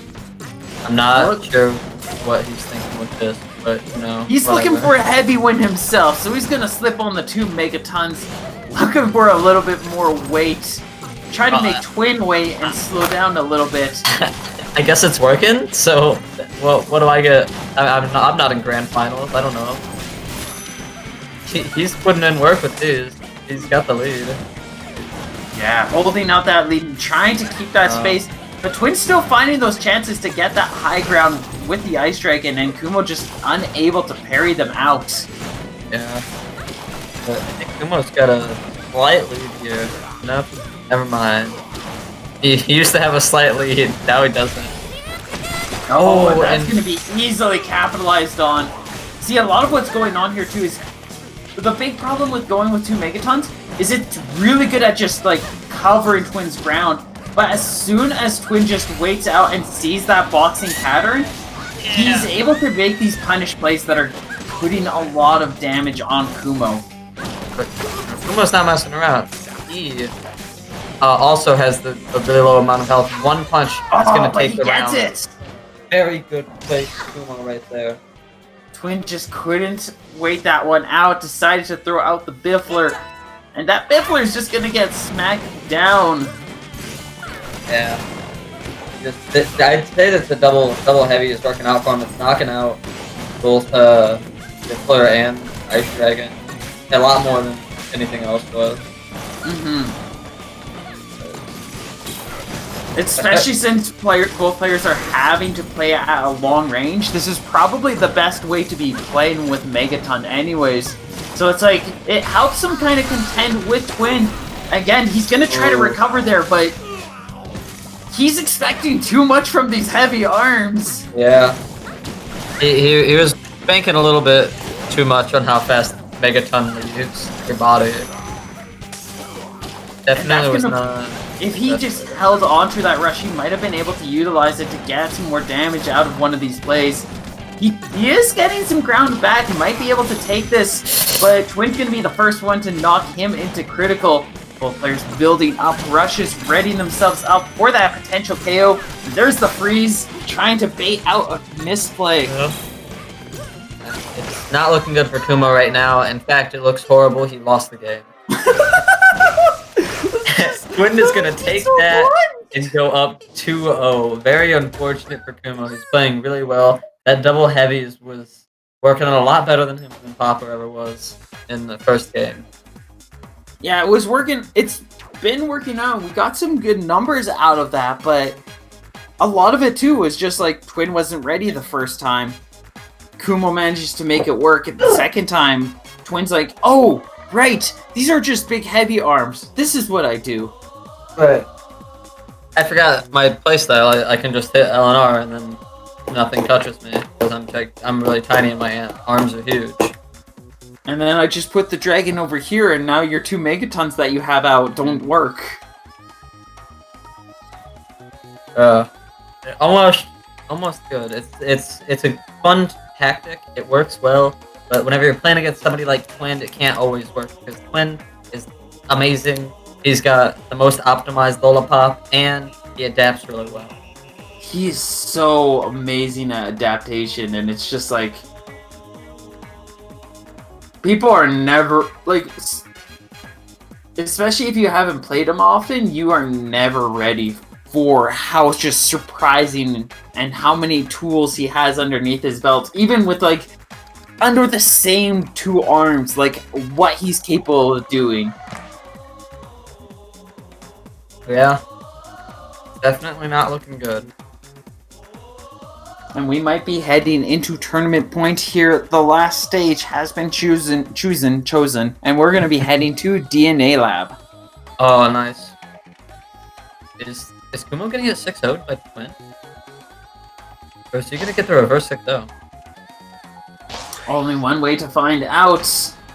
Diving in right now. This might be good. Might be good for Kumo. Might not be good for Kumo. Last time we were here, this stage didn't work out very well for him. Whammer's going to be a bit better than Kablammer with it being a bit faster, but it might still play out very similarly to that Kablammer. It's definitely an arm he has the ability to use. Yes. Ooh, and that was a really good grab right there. You don't see him go for grabs a lot. Like a lot of it is because of how rare it is to have a safe grab with 2 heavy arms. Right. Like, the grabs are just naturally going to be impeccably slow. So it's like, if your opponent's too close, then that might be a good chance to throw out the grab. Otherwise, like, if they get to any idea that you throw grabs, they'll just be able to punch through that, and you will not be able to recover. Right. That's definitely not the strongest option. Kumo! Yeah, this Whammer is helping out so much better than the Kablammer was beforehand. He's getting some good damage alongside that Megaton, and holding that lead against Twin. Just needs a good opportunity for the KO. He had the chance, but he's going to hold onto the rush instead. And Twin not taking any damage. Finally gets a hit with the Megaton. We do have 20 seconds left on the clock. He's looking for that hit. One more hit. Is he gonna get it? Is Twin gonna make the craziest comeback? Maybe. Is Kumo gonna win this round? On the clock, there's the freeze. Twin trying to force something. Messed him up. Oh, no deflect, no rush coming out in time, and Kumo gonna be able to take it. That's gonna be a strong round win right there. Definitely a major momentum shift from the last game, from the game before that. It could be the double Megatons going in again, though, because Twin's starting off this round much more confidently, much more aware of what he needs to be doing, and he's gonna start off 250 points in the lead. Ooh, but Kumo is getting real close. Is he gonna get anything here? No. Yes, chip damage. He's gonna get punished. That's what he's gonna get. Yeah. And then he's gonna get hit again, frozen and a broken arm. He's just getting shoved into this corner. And yeah, this is the same thing as the double Megatons was before, where it surprised Twin. He wasn't necessarily ready for it, and the tubes really helped with the whammer just curving around. But now the tubes aren't there, so Twin's just like, oh great, I just do this again, and he's not keeping up. Yeah. But Kumo's not letting it go yet. He's getting a couple of straight hits, and if he can get this rush, that's gonna win the game. Never mind. He's gonna no lose game the to round. be won there. We are going to be now entering tournament point. Kumo's got one more chance to keep himself alive. Is he going to stick with the whammer? He chooses to remain with it. I mean, if it ain't broke, don't fix it. You know, it was working out. He lost that round, not even that strong. You know, And he's still disrespecting the speed of that Biffler. Goes for the punish again, and he loses out on another essential rush. Yeah, that's not the best time to use rush there. But he's not done yet. He's playing this really well. He's trying. He's doing his best. It's But definitely it not a looks clean. like Twin just has his number and is constantly just trumping him out, stepping him down, and just putting him in his place. It looks like Kumo might be able to get something going here. But, and he's gonna miss the confirm. He does And he get does 85 damage off of the rush! I thought he was just gonna get 20. Oh, And that's it! that's That is gonna be all the end he of the gets. whole That time. whammer will not carry him through. Twin will be taking first place and be this month's Low Kick Online Arms Tournament winner. Kumo being forced to settle in on the second place position. Adam third, Luna fourth, and so on and so forth. Congratulations to everybody. Hanukkah and Luna, or Hanukkah getting 5th place with Tree Road also. I like to shout out the STL boys. Good job to Twin winning the tournament and the $32 prize pot. Really good stuff here. Really good. Tournament. What do you think Twin's going to spend the money on? I have never talked to Twin once in my entire life. He should subscribe to me on Twitch. He should also subscribe to Low Kick. Oh, you should subscribe to me on Twitch. Yeah. He should. I Yeah, haven't that's what he streamed should in a do while, with the but- money. He should just subscribe to everybody. Yeah. Yeah. Yeah. Yeah. That'd be pretty cool. But yeah, with that said and done, we are all finished here. Thank you very much to everybody who watched. Thank you, Jelly Pop, for joining me. Thank you, Burr, for hosting this. And what's going on? What's Kumo doing? What is Kumo trying to do? I don't know. I think he might have hit the button on accident. He made We're it. just talking. Yeah. They're just having conversation. But yeah, big shout outs to Burr for organizing and doing all the information, the layouts, and all of the stuffs. Burr is very, very good. Much thank. I love Burr. I don't remember the last time I saw him. I think it was at FTK in St. Louis. It's always good. It's always fun. Yes. I You really should follow appreciate- him on Twitter too. Oh yeah, what's his Twitter? It's like Burr or something. He has very tasty. Burrites 3 or something like that. Let me Uh, find it. There it is. That on Twitter. Just search that on Twitter. Yeah. Very good retweets that guy has.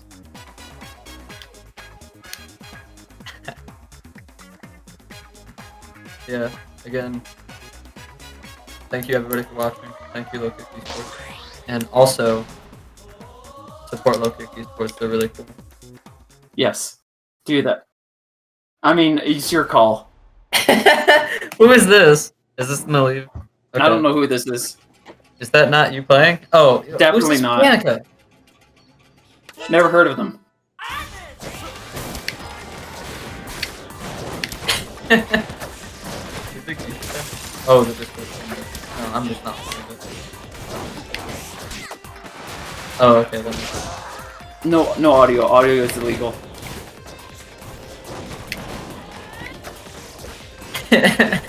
Quality surprise. Surprise! I will actually play around, but it's not against Jelly, I guess. I could play against you, but I'd have to. No, I'm leaving after this. I need to have dinner. Good. I really don't want to play ARMS. The only reason I would play ARMS is if Louise is able to go first again with me. Yeah. But I've wanted to play against Louise for a while. Every time we're about to play in tournament, I lose.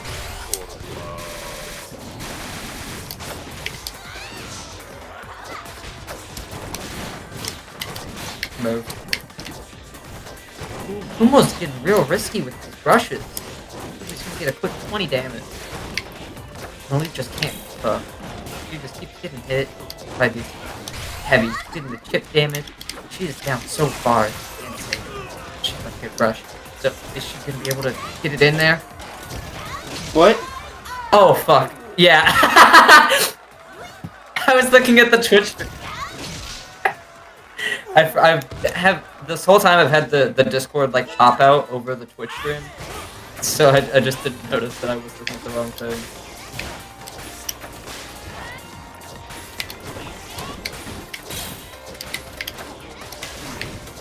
A slap. Yeah, he's going crazy right now. Rushing it. Come on, just can't get a hold, can't get a grip.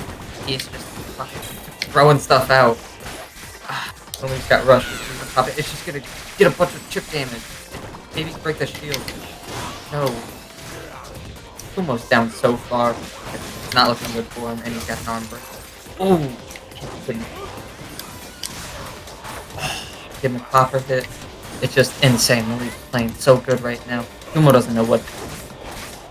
It's over for him. There's no. Wait. Is this gonna be? No. No break. Oh, and that's gonna be the game. That's gonna be the game. That's the game. You lost the game. Congratulations. You just lost the Kumo game. loses the game. No, all of you lost the game. Maliv wins the grudge match 420 to 69. Get absolutely destroyed, Kumo. Get absolutely destroyed. I need to go have dinner and go to bed. Like I'm losing sleep now. Alright. Alright, see you stream. I'm out of here. This is Bryce. Thank you all for watching. Tune in on Friday or Saturday for the thing. The Ignite charity stream. And then next Tuesday will be Under Night.